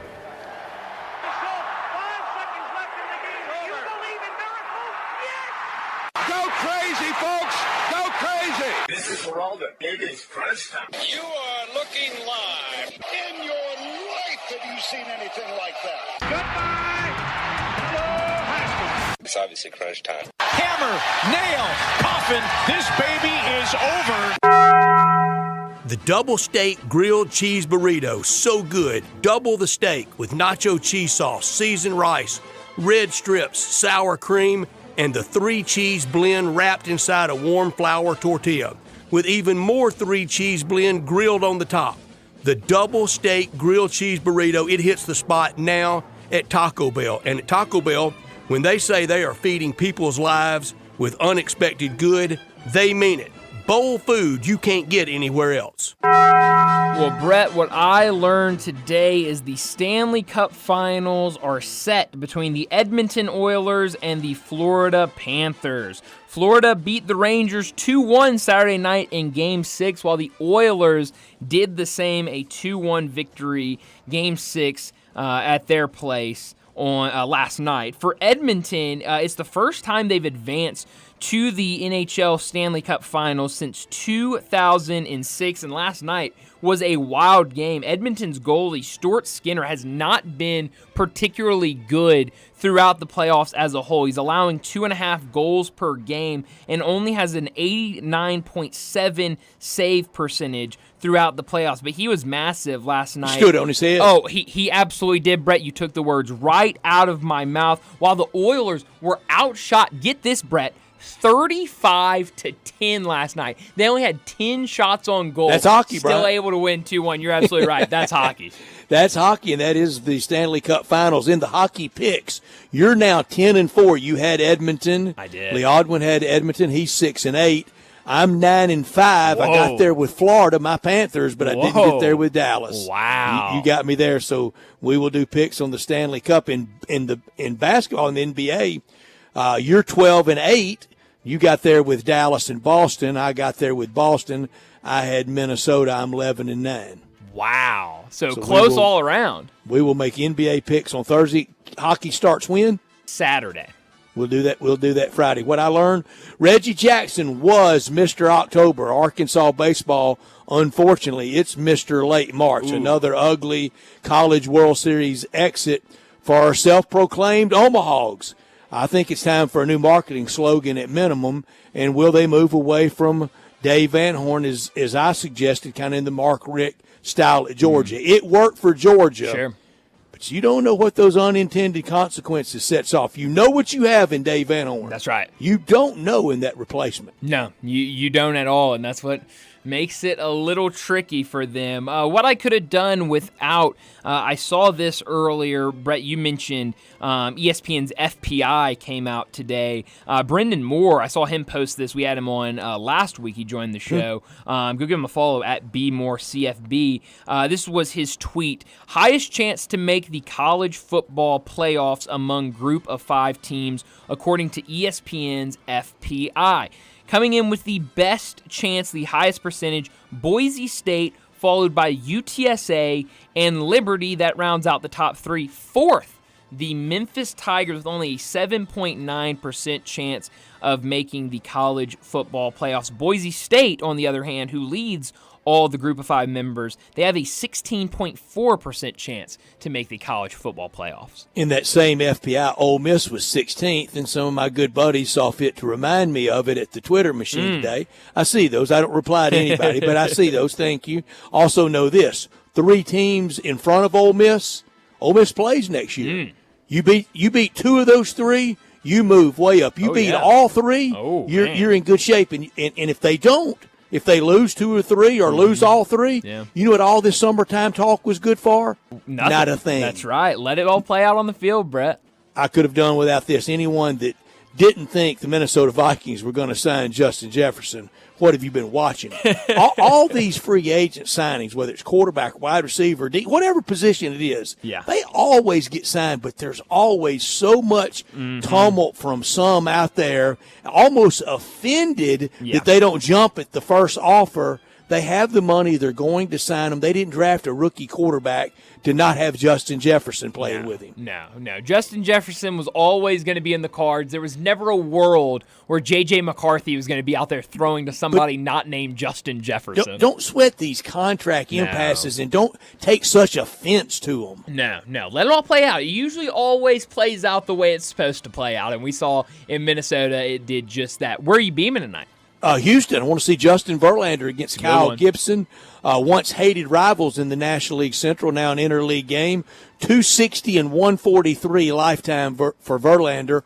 108-102 for Kyle Gibson lifetime. Yeah, that's going to be a good game. That's a really good one. Really limited slate on where you can beam tonight. Only 8 games. Only in 8 baseball. games in baseball, and then you've got the College World Series game. So you know what? I'll beam to the late night game tonight in the College World. UConn and Oklahoma. UConn made it in the winner's good side. Good sports year for UConn. A really good sports year. They need to beat Oklahoma. Will be a tough test tonight, but we'll see what happens. That one at 8 o'clock tonight.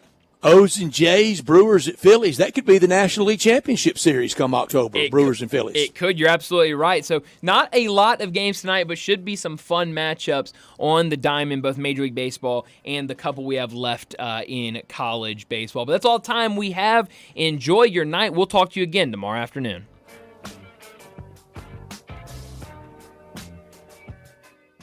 It's time to have a good time at Mugshots Grill and Bar in Olive Branch and Carterville. Come by for half-price happy hour 2 to 6 Monday through Friday with domestic drafts and $3 snacks. Then try one of Mugshots 19 specialty burgers, including the Mugshot Burger. Finish in 12 minutes and it's free.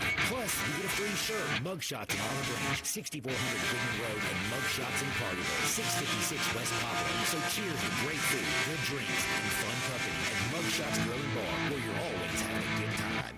Hi, this is Troy Fiveash, owner of Fiveash Roofing. In these uncertain economic times, there are so many things as a contractor and a business owner that I cannot control. The rising cost of materials, not to mention fuel and transportation costs. In the last 2 years, shingle prices have almost doubled, and commercial materials have doubled. And I don't have to tell you what fuel costs these days. But you know what I can control? How much markup I put on a project. I have always prided myself in knowing I never gouge a customer. But in an effort to ensure my crews have work and my customers are being treated fairly, I have lowered my profit margin, hoping to give you a price you can live with and keeping my crews busy. So if you need a roof or gutters, please give us a call. Five Ash Roofing, fair, honest, and ethical. Five Ash Roofing, a proud sponsor of Tiger Athletics and a member of the Tigers home team. 367-0050 or MemphisRoofer.com. 367-0050 or MemphisRoofer.com.